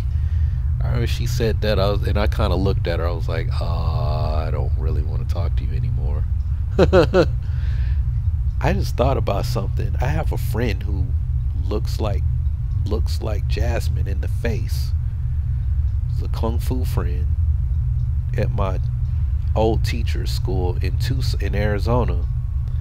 I just thought about that because I used to have a crush on her, and it just dawned on me because she looked like Jasmine. She didn't have Jasmine's body, but I didn't care. She was cooler. I remember when I went to a workshop that my teacher hosted. I got to practice with her, and I was like trying not to I don't know, let her know that, you know, I'm kind of digging you. But like, he used to always have her in his training videos that he would send me before I went out there, and I was like, who is that girl? Who is she? I wish he would put her in more of his demonstration videos. Who is that girl? And then I don't want to say her name because I never know who might be watching these videos. So like, anybody in my kung fu family, if I said her first name, they'd instantly know who I'm talking about. If any of them like know me well enough, just the fact that I'm saying, yeah, I had a crush on one of the students at that school, they wouldn't even have to like, they would instantly know, because they're like, let me see who used to study there who looks like they would be Princess type, and there's like, okay, I got it, I know who it is, right? But she just had a kid, and she's with her boyfriend, and they're happy, and it's like everybody's having babies. Everybody's having babies and settling down. Or the opposite, they've like had babies and they're getting divorces. that was something that hit me. Somebody close to me is having a baby and she's settling down, and I'm like, damn. And then I look up and it's like all of my friends from college that like got with people from college, and I was like, oh man, that's awesome. Y'all like met in college and y'all settled down. And then like there's one couple in particular, and then it was like a random, I'm venting, I need to rant just to get this off of my chest type post from one of my friends, and she was like, and when you're separated, these are the things that you have to deal with. And I was like, separate what?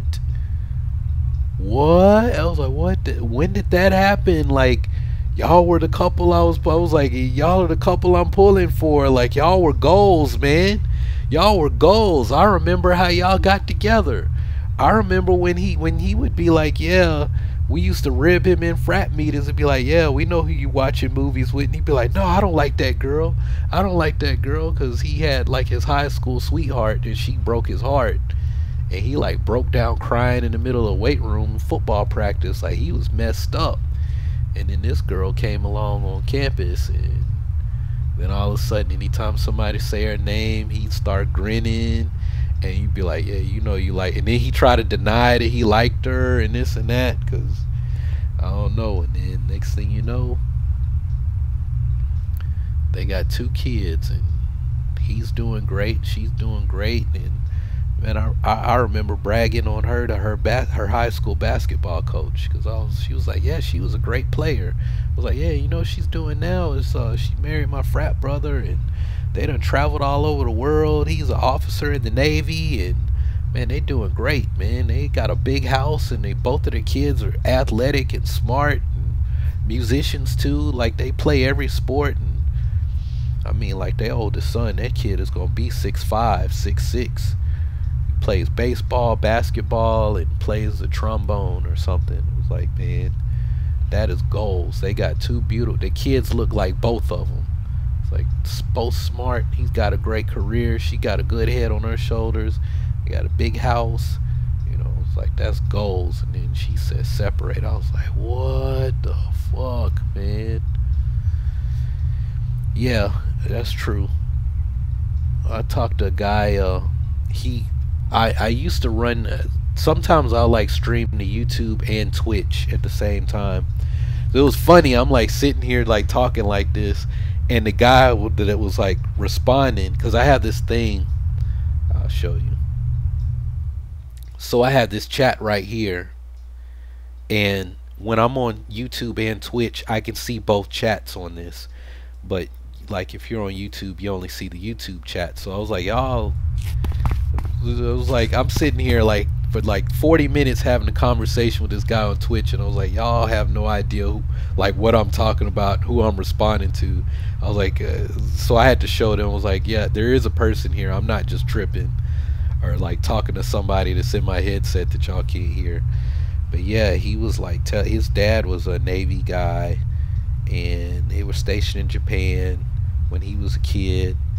He met a girl at it was like his school that he was in. She's Japanese, and then of course dad got orders. They moved somewhere. Then somehow he came back to Japan for high school and university, and so they started dating. They met in middle school and then started dating when they were like 20. He's like, we've been together ever since, 18 years. It's like, she's the only woman I've ever known.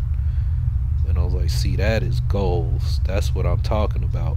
That's a little bit too late for me. it was a dude, was the same. He was what a year younger than me, or 2 years? Yeah, a year younger than me. It was like, I was like, I think if I do it, I'm gonna be like my cousin DJ. DJ was like, had his ideal woman. Of course, DJ played some. He had a little bit more fun than I'm having. I need to start having some fun soon. And then he was 53, 54 when he finally met his ideal woman. He like really met her. She was everything that he had on the list except for being able to cook.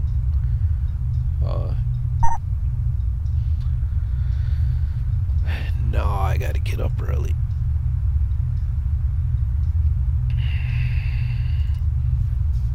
Nah, get up early.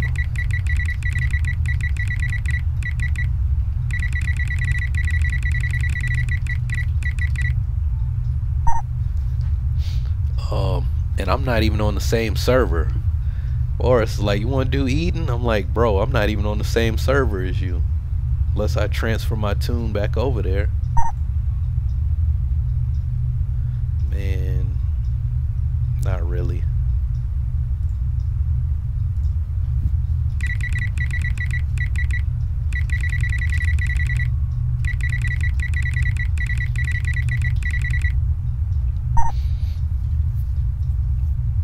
The winter season. Yeah, well, I mean, I think I talked about this other times. Like, I've had this dream about settling down. I had it when I was 21, and there were like certain signs and markers, because I like it was one. Sometimes I have dreams and it's so vivid and like so lucid that I almost don't even think I'm dreaming. And I remember that when I wrote everything down. I like saw myself and everything, and at the time I was like, oh, it's like I was older, and I was like, oh, I'm like 25, because I had it at 21, and everything is here and now. But there were things about my face that I remembered very vividly, and it's like my face hadn't changed yet, right? So I'm like, I probably got another 4 more years. The thing that pisses me off though is like, anybody who knows that I like go into the details with, and you can tell what kind of women I'm attracted to. So like people, I bet you like a lot of Asian women. It's like, not really. There's certain features that I saw in this woman that I always see in all of these dreams and visions. Even sometimes when I'm meditating, if I get like really deep into meditation, I'll like start to see this woman like around me, like in the room with me. It's really kind of weird. My yoga, because I have different meditation traditions that I have, but like my Kundalini yoga teacher, I told him about it once, because there was this one girl, the Samoan girl in Australia, that was catfishing me, and it was like, I don't really know what to think, because it's like the girl that she catfished me with, I started seeing her. And he was like, I got two things. He was like, one, you have these women who fit this archetype, this archetypical woman that you've seen in your dreams. And so it's like every time a certain woman comes in into your life that fits that, it's like to get you to the next stage, the next like level in your development or your evolution or whatever, your path, right? So it's like they're basically guides. These are like physical manifestations of like your spirit guide or something. He was like, the other thing is this might be like your feminine energy, like how it's manifesting itself, and you see it as this, right? Maybe those are like features that you actually find attractive, you know, that's your type.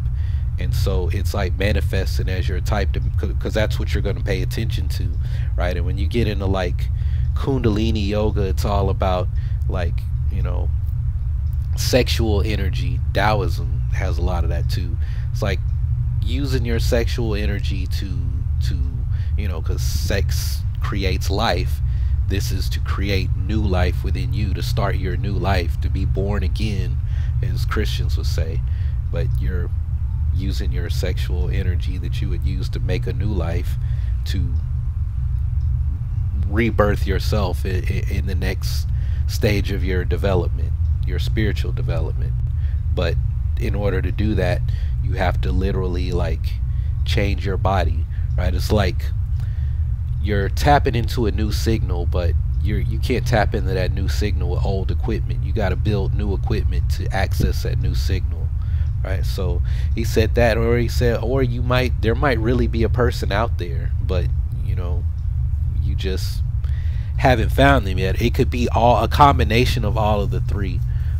So people are like, you know, man, I don't know, do you like Egyptian girls? You like Spanish girls, Mexican girls? You don't date it all. Like, you need to just pick something. And I'm like, why pick? It was like, there's certain qualities, physical qualities and other qualities this person has, and it's like I have these dreams, and it's like I wrote them down when I had them so I would remember, so I wouldn't like, because every time you access a memory it changes, so that's why I wrote it down. It's like, now that I wrote it down, it's you know, like I'll remember I didn't write that, I'm adding on to it. And where I mess up a lot is I know what happens there, and I'll start changing the game plan. Like, I met somebody and I'll say, out of everything, she's been the closest person to that archetype or whatever, that dream person. And I started changing the game plan. I started, what if I do this? What if I maybe I need to do, and it's like, no, there are certain things that you saw, you have to do that, right? I was like, well, if I go, well, if I do this and we go hang out here for, no, that's not what you saw. You didn't see yourself going to this place. It has to happen here under these conditions, right? And I talked to my best friend about, it's like, I don't know. It's like, there was one point where she literally did something that I saw in one of those dreams, and that's what really threw me off. Before then, we were just cool, and it was like, you just did something that I saw in a dream, and I don't really know how to handle this right now, because you're already like the closest person, like every quality, it's like random stuff. Like, I used to see her in the dream, like she'd always be sitting by a window, like she always worked by like the sunlight coming through the window. This girl, whenever she'd be like, yeah, I'm studying right now, and she would be sitting by a window with the sunlight coming in, and it wouldn't be just like one time, it was like all the time. She's always working by this window with the sunlight coming in. It was like, what this is blowing my mind. Like, I don't know what to think. Even some stuff that's going on right now, I saw that in the dream, and it's like the stuff that's going on right now is like probably gonna make us go our separate ways. And it's like, I don't really know how to process this, because I saw this, except it was different, and maybe this is just the situation now.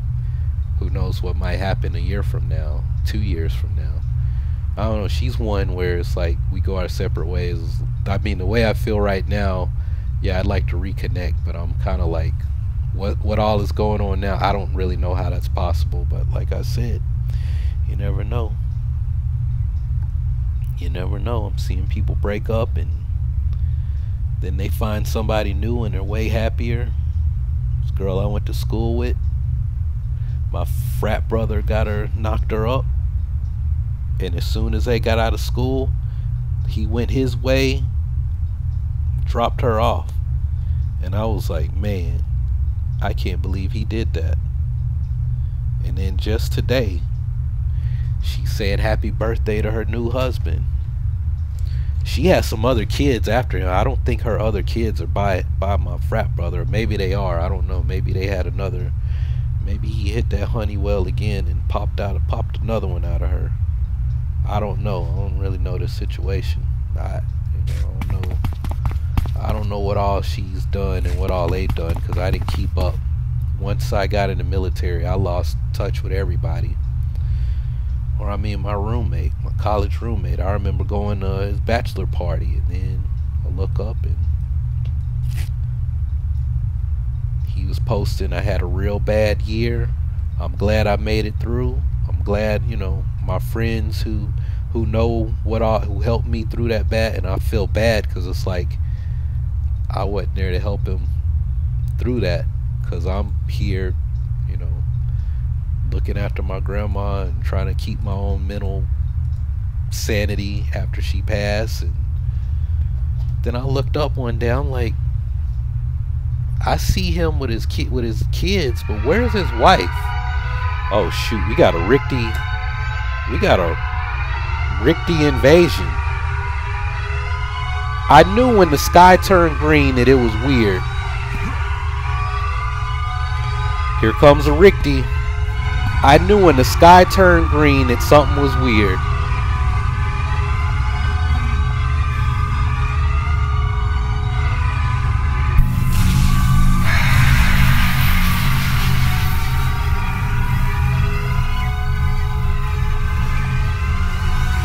Man, it's about to go down.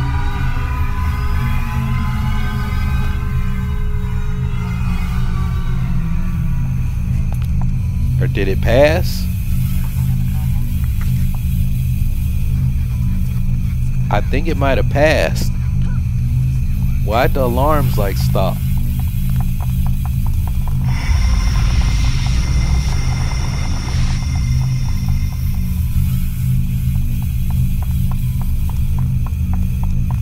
Why did the alarm stop?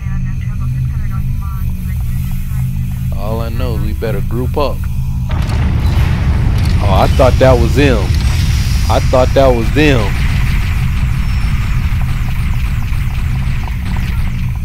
I thought that when I saw that come down, I thought that was them, because that's what's going to happen, is they're going to start dropping bombs.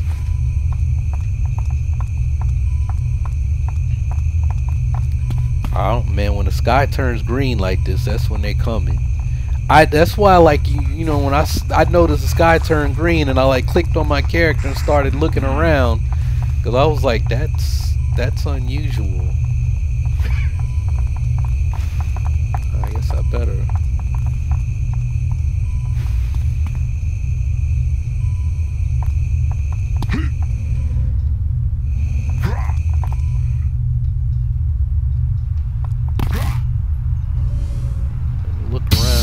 Dropped any bombs. It's been a long time since I've seen one of these. But that's what happens. They drop bombs.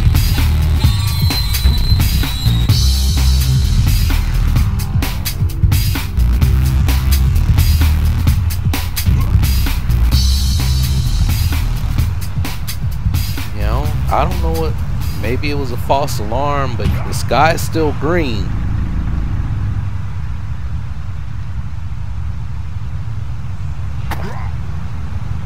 Nope, here they come. Here they come. Oh shit. Those are the bombs. I said they drop bombs. Here they come. The bombs is coming. And we better huddle up.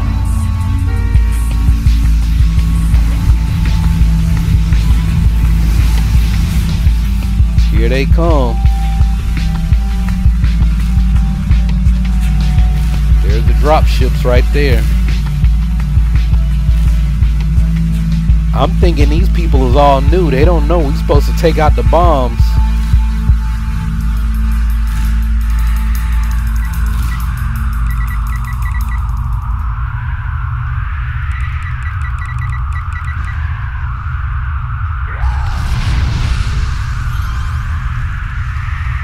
We're supposed to take out the bombs that the drop ships are dropping.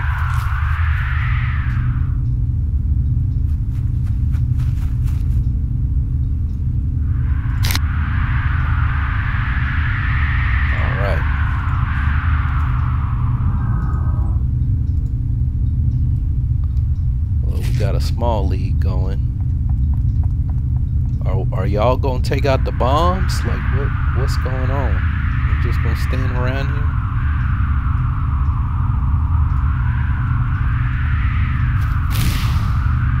They all over there. Okay. Let's go get the bombs. Yeah.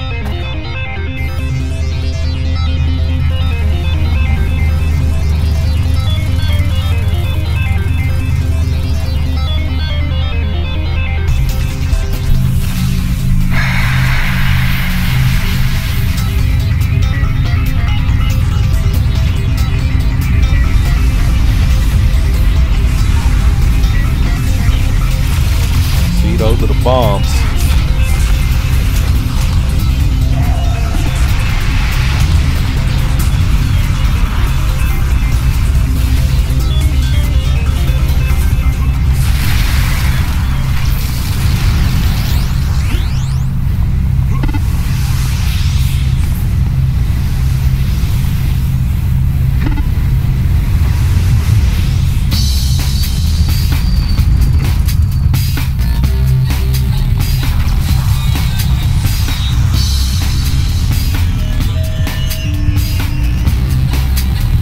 There's a badge for the bombs.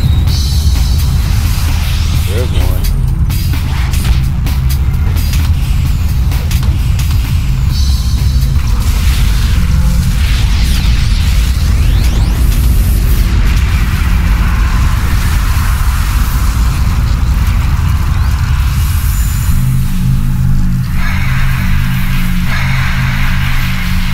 All right, now we can see the lead.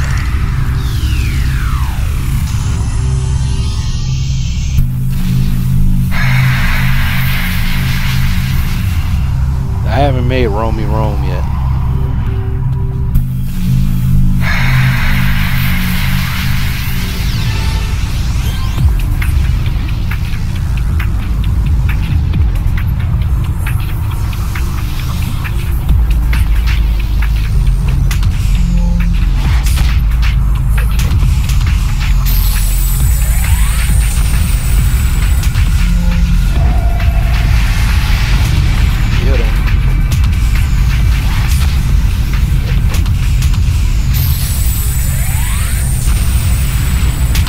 Better be careful.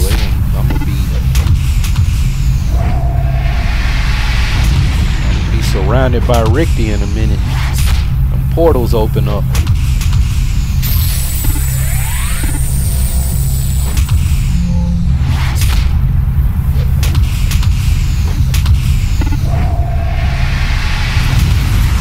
Got it.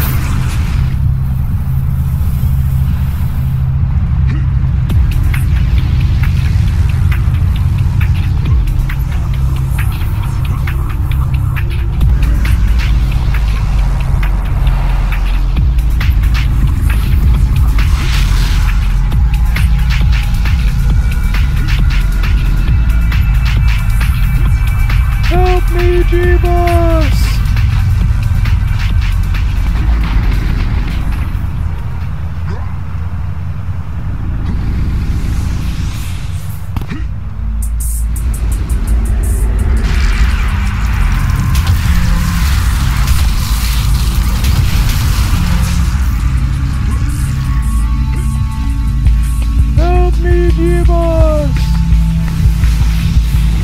Bombs.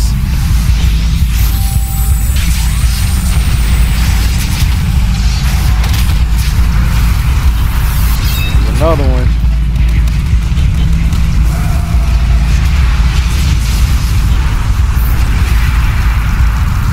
There's another one.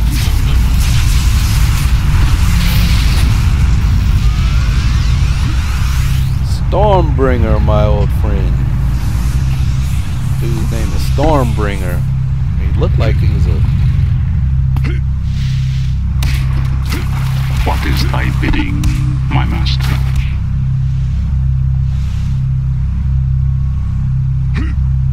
Oh man, I'm confused.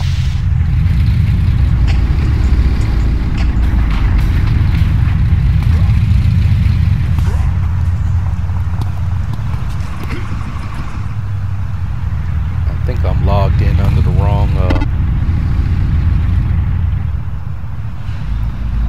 logged in under the wrong OBS account. That shouldn't be Star Wars stuff. That should be City of Heroes stuff coming Earth. Yeah. Oh well, doesn't matter. Appreciate the whoever subscribed. I heard that and I was thinking it was coming from my other laptop, or my other laptop. I'm on my desktop. I thought that was coming from my laptop. Yeah, I have a different I have like different settings for like alerts and stuff for this channel, but I'm logged into OBS under my Urban Acolyte account instead of under the Hero Culture account, because I have like different stuff that shows when for the alerts.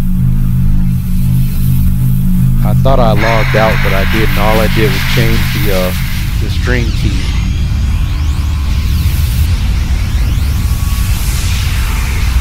Here they come. Here they come. They're coming. They're coming. This is gonna get crazy.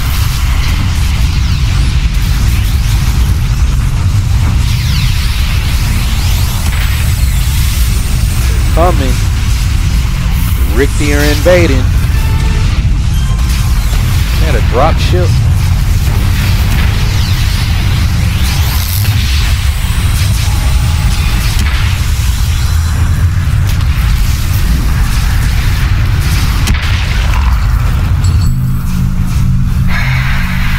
They're coming.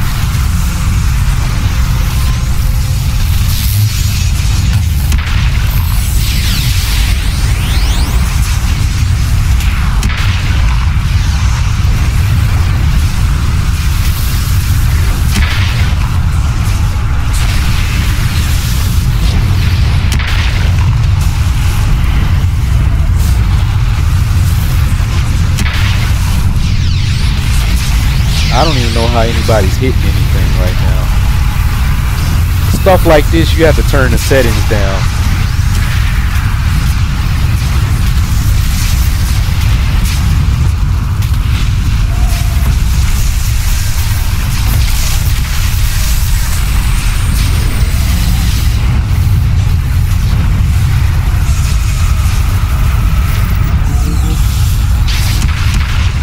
They're coming.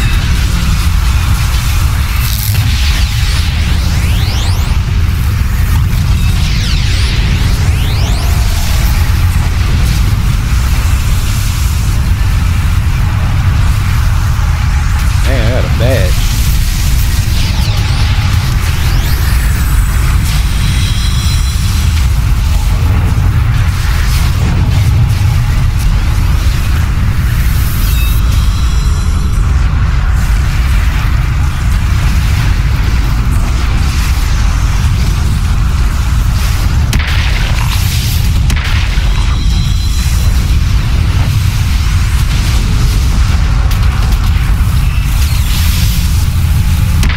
Dude, you should see what it's like when you go to Ricky Warzone and raid their ship.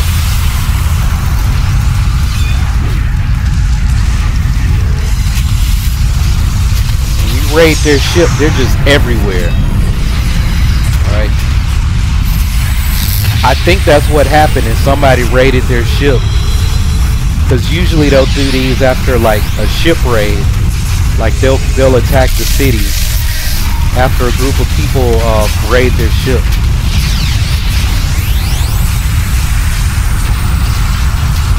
But sometimes they'll happen at random, and they'll just like start attacking like places all over the city. Like we would have like the Ricky and I can't even talk right now. We would have the Ricky invasion event, and they would have like a emergency response channel, and like the Vanguard emergency response channel, and you just get an alert that hey, they're getting ready to hit Steel Canyon, they're getting ready to hit Atlas Park, they're coming to Kings Row next. And you literally like get in the game and like run around for like 3 hours doing these, and people would get.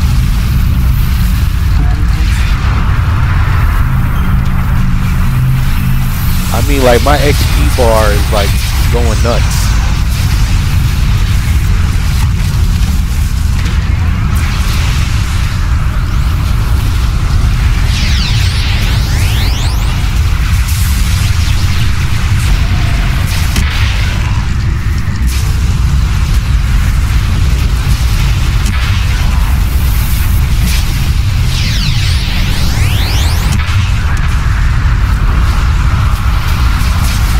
Cool thing is now you can form these leagues. So like see like my team bar, I'm in a league. So it's like how many are in my league right now? I don't know how many total, but it's 22 of us on a team right now.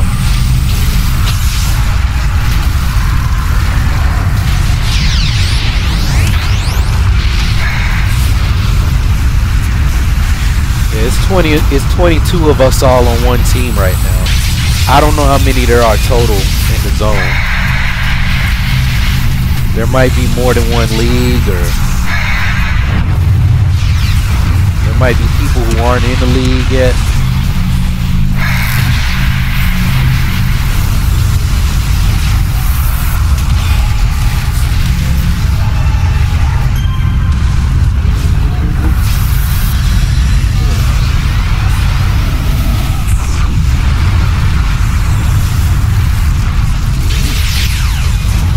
Yeah. Hey, now I'm getting Vanguard merits.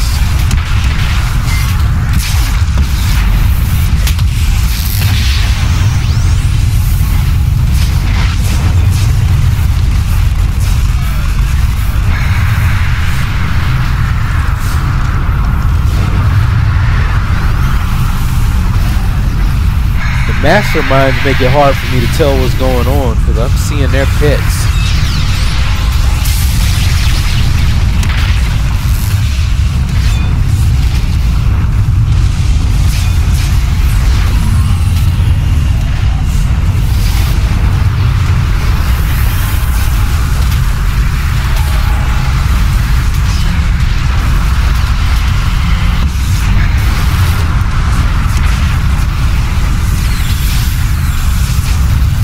This is easier when you're a blaster, because then you just target something and shoot it. I'm trying to get over there. I can't even get the stuff. By the time I get there, it's already dead.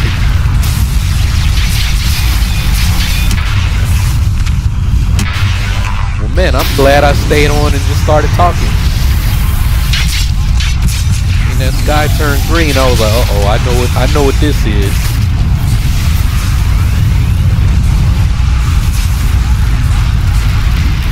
I know what this is. I might have to make this its own like separate video. Ricky invasion. PI.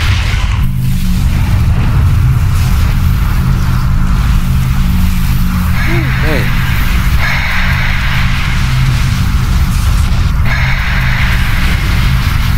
I wonder what triggered it. I don't know if they raided the ship or what. It was just random.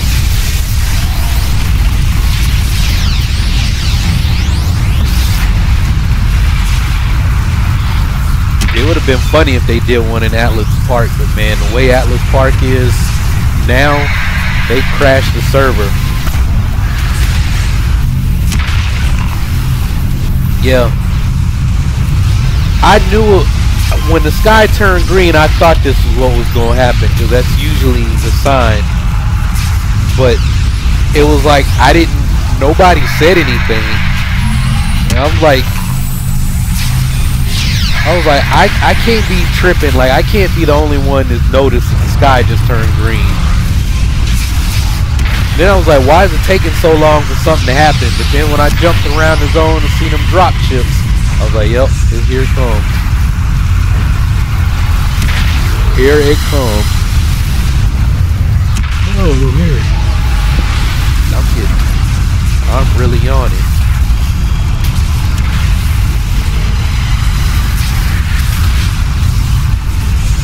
Time is it? It's just 11.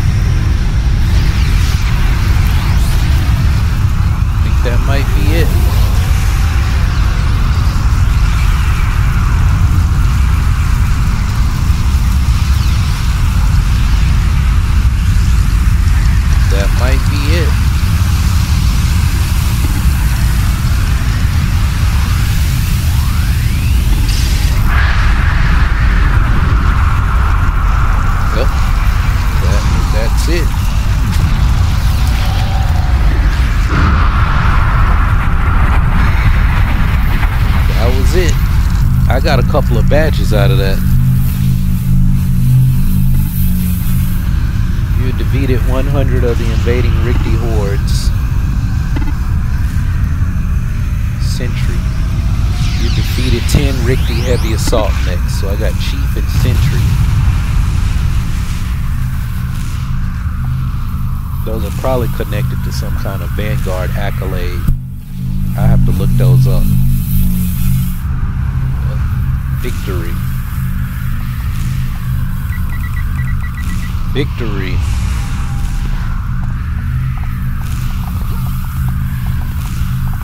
Victory.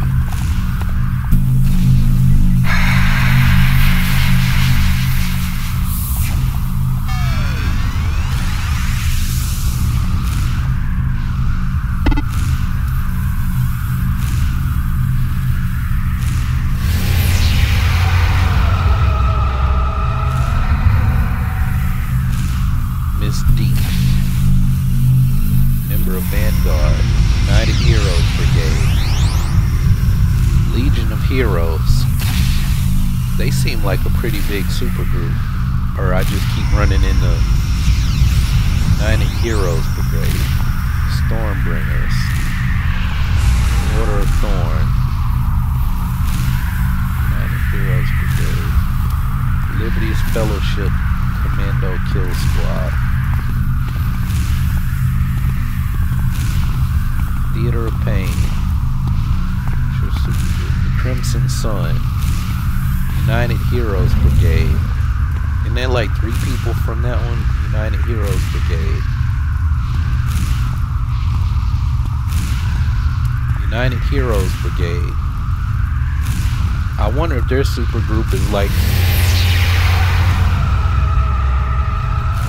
What's up? What's up, Positive Gamer? Yeah, maybe we get Heroes Reborn to lead a Rikti ship raid and then lead the city when the Rikti come back and try to invade the city.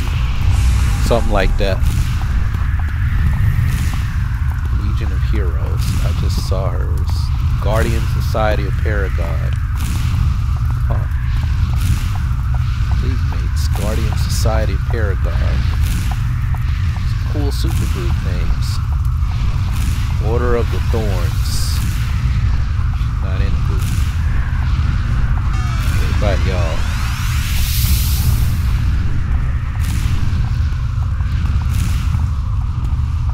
Who is that? The United Heroes Brigade? Yeah, I keep seeing them. Isolation. That's probably like a super group of like one.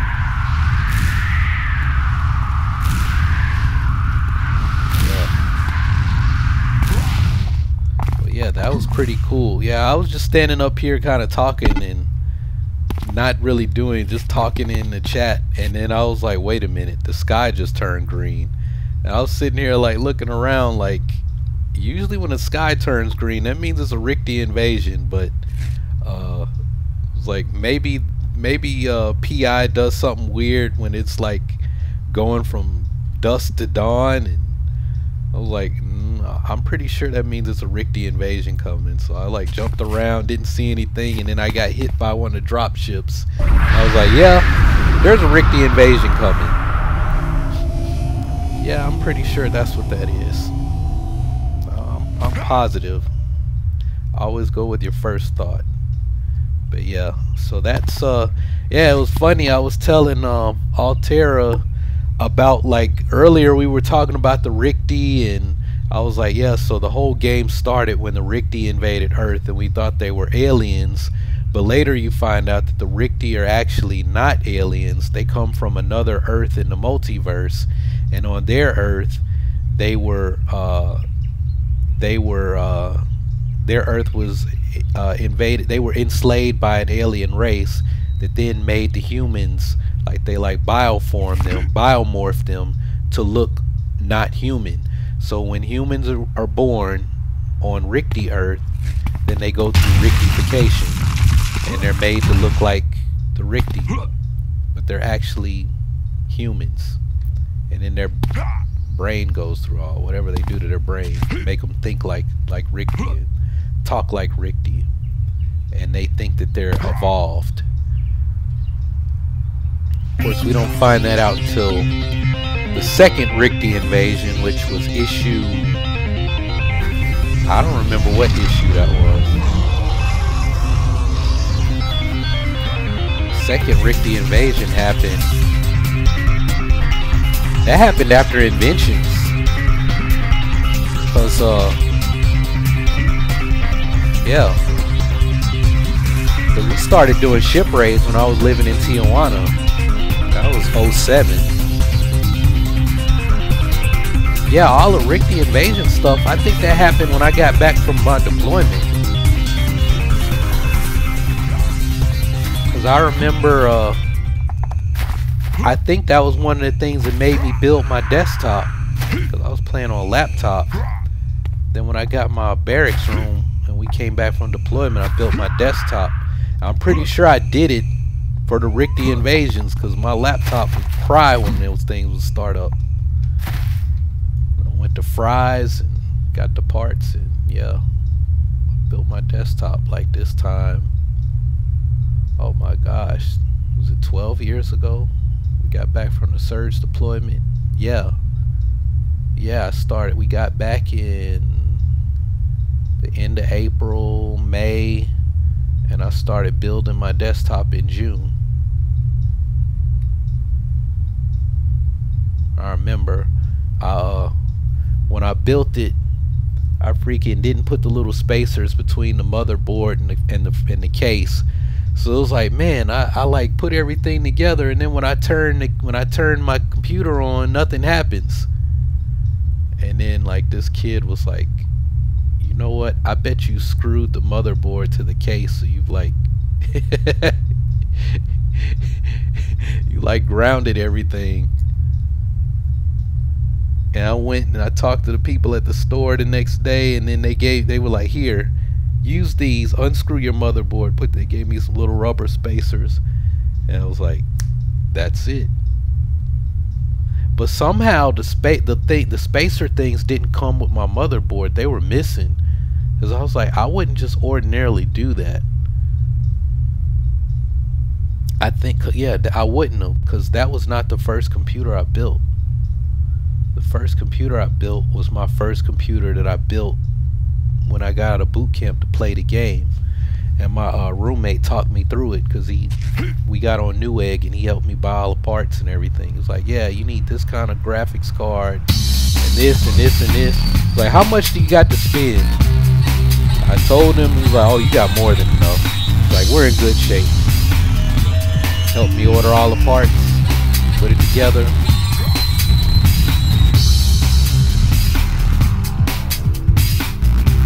I remember, because I didn't even have a taxi. I didn't even have my car yet. I had to get a taxi to take me to there was a taxi that used to take us to the mall all the time, and the dude was there to pick me up and take me back to the base. And I was like, no, I'm not going right now. He was like, why not? I said, man, I didn't want to say it, but I was like, man, I gotta go back to the mall to get this game. He was like, to get a freaking game? He was like, man, come on. I was like, man, I'll get you next. I said, man, next round when you come back. I said, I'm good. I was like, you don't gotta wait on me, man. I was like, I'm gonna chill out. I ain't in no hurry. Shoot, I think we didn't even have civvy privileges yet. I think I was in my uniform when I bought the game. Man, that was, woo. Man, we hadn't even been out of boot camp a month then, because we didn't have our green dots. If I was at the mall in my uniform, man, because we had like the green dot, blue dot. If you didn't have your green dot, you couldn't leave base in civilian clothes, in regular clothes. You had to wear your uniforms at all times till you got your green dot. And I don't think you had to pass a PT test. Where is everybody? Is there another raid going or what? Like, why is this thing on mission map? What mission map are they on? I don't know what they doing. I ain't on a mission map. Something in my eye. Man, like I said, me and this game go way back. Way back. Yeah. I wish I bet I can look. I bet I can check my Hotmail account, because I think that's what email account my game was registered to. I bet I can check my Hotmail account and tell when I started playing City of Heroes. I bet it's gonna say like August 2004. Let's see.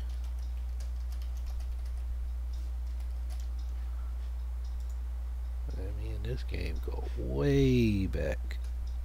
Now if I can remember what my password is.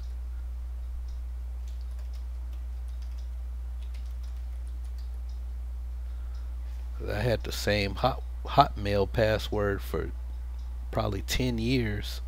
Longer than that, and I finally changed it. Now I can't remember what it is, but I got in. That's what it was. Let's see. Let's search City of Heroes. NC Soft Support. No, City of Heroes Freedom account upgraded to VIP.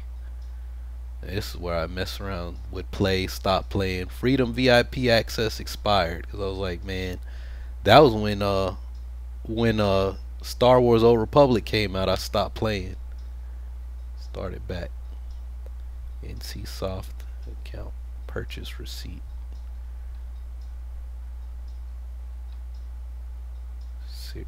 I'm seeing all this stuff from like 2012.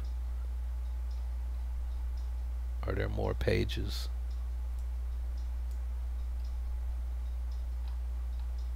Let me type NCSoft. It could have deleted all my stuff from back then.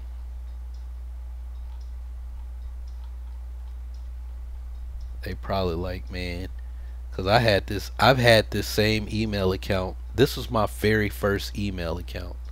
I had this when I first got to college. It was like, oh, I need a Hotmail account. Yeah, I got Hotmail. I thought I was hot stuff. Got me a Hotmail account. Yeah, it probably doesn't. They probably deleted all of that stuff. If I didn't try to save it, they probably deleted it. They're like, man, you ain't never gonna look for no email from 2004. And the bad thing is, I do have emails from back then that I would kind of like to read and look at, but I deleted those. It was from a chick, actually a girl that I talked about earlier, where I was like, yeah, she keeps talking about we gonna meet up, link up when we get old. So I don't. Sometimes there's some stuff is like I kind of like to go back and look at, just kind of laugh at myself, I guess. Like, man, what was I thinking?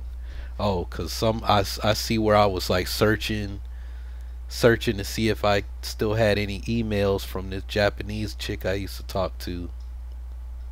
Whoa.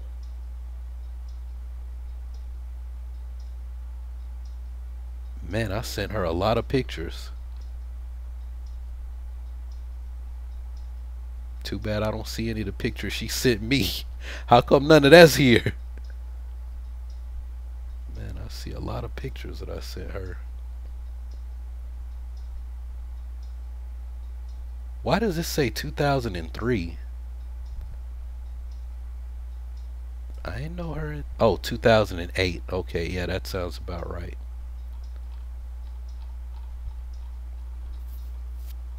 Yeah. Yeah, that's one. It would have turned out differently if I'd stayed in the Navy. Yo, man, why did I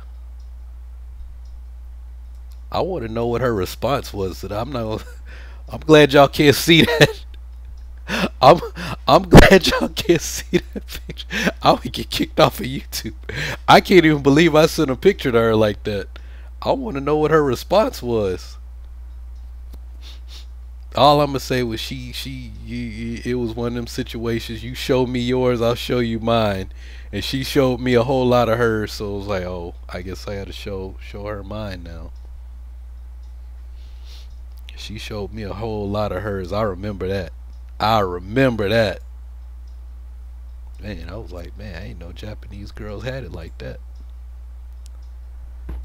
Man, all I have is, I don't have her responses. All I have is what I sent her. I guess it doesn't matter. She.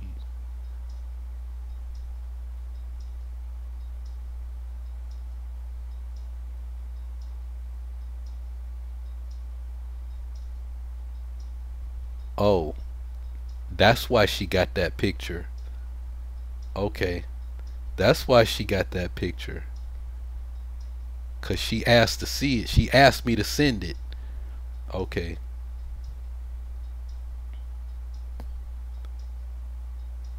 How did how did I have her response there? Okay. That's why she got that picture. She asked for me to send it. So I want to see a little bit lower. Yeah, I don't do that stuff anymore. Oh, that's the sword. You know, I'm gonna practice belly dance with the sword too.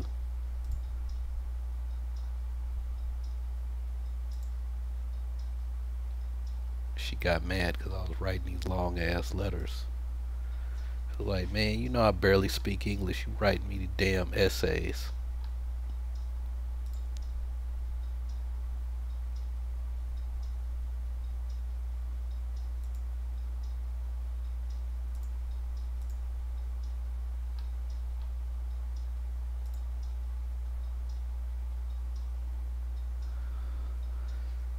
Man, I wish I had the responses from her. I think I deleted them all.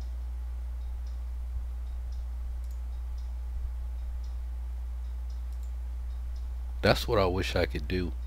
You know how they're like nothing ever actually gets deleted. It was like,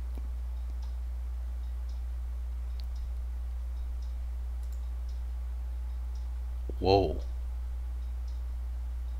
Yeah, I wish I do what y'all like. What are you talking about, dude? Like, I'm seeing some of the stuff I was like saying to her, and I'm like, whoa. Like some of that stuff I would not say now that I'm older. I think I just didn't care, man. I was young and dumb and full of something. I had one thing on my mind. Damn, I was still in the Navy sending this stuff. I wish I could go back and talk to that dude. Say, hey man, if you really want to get with this girl, do not get out of the Navy. If you really, really like her, do not get out of the Navy. If you think she's the one, do not get out of the Navy. Do whatever you can and say, hey, I'm trying to get orders to Japan, so you, because she wanted to either come to California or she wanted me to go to Japan. I think she did a semester as an exchange student in San Diego. That's how she found me. She was like looking up black dudes in San Diego on MySpace. Girl, what's your MySpace? What's your MySpace? That's how long ago that was. MySpace pimping.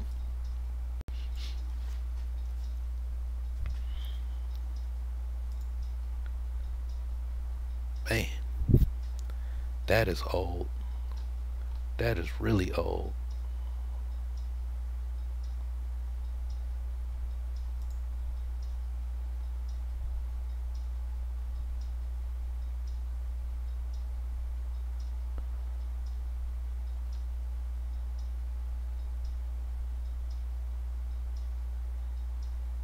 Man, and I went off on her in this email. Yeah, that's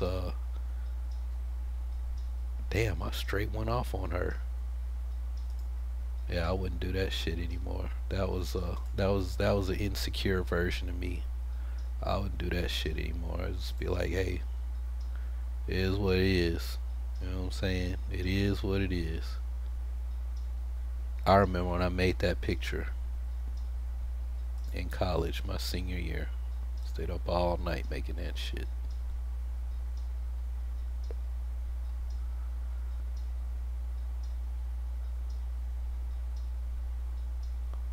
Yeah, I had to delete all my emails from her, to her, and from her, because my ex at the time got into my Hotmail and was reading all that stuff. She was reading everything. I'm like, how you gonna get mad at something I say to a girl when I ain't even know you? You mad about stuff from before I knew you, right?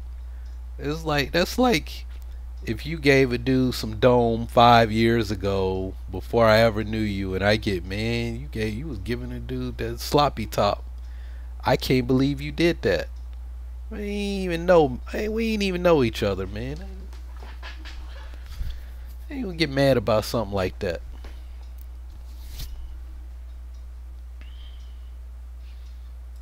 That's why the person I have a crush on, she did something, and I'm like, we just know each other from the internet. And she's mad at me, like, she's mad at me like it's my fault that what happened, and I'm like, okay, but that's really not making any sense. Like, how you gonna be mad at me for what you did? I'm not mad at you about it, about the situation. I'm just like, one, because I did somebody dirty like that. It was like, I've been on the other end, so I understand. I understand what happened. I understand the situation. You know, I really wish I could find my old City of Heroes stuff. It's probably been deleted though. NCSoft support.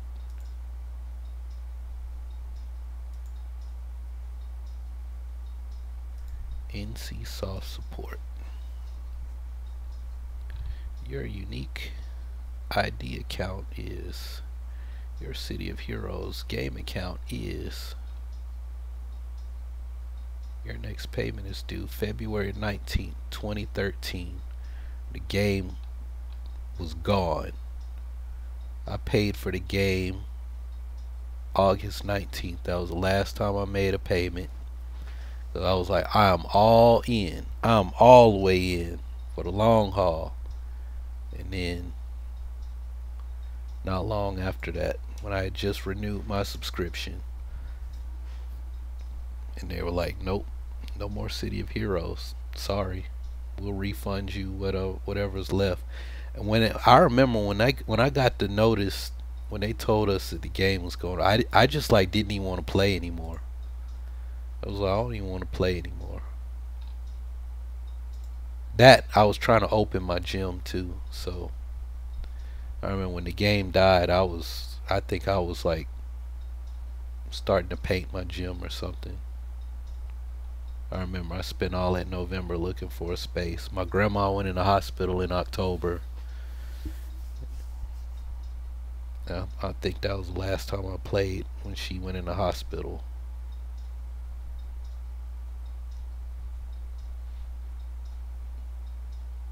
Dang, I got my DCUO on my DCUO beta. DC Universe Online beta. Congratulations, we are pleased to offer you an invitation to the DCUO closed beta test for DC Universe Online. I thought DCUO was pretty good when I first played it, but then I really started getting a little bit further and I was like, the powers are kind of stupid.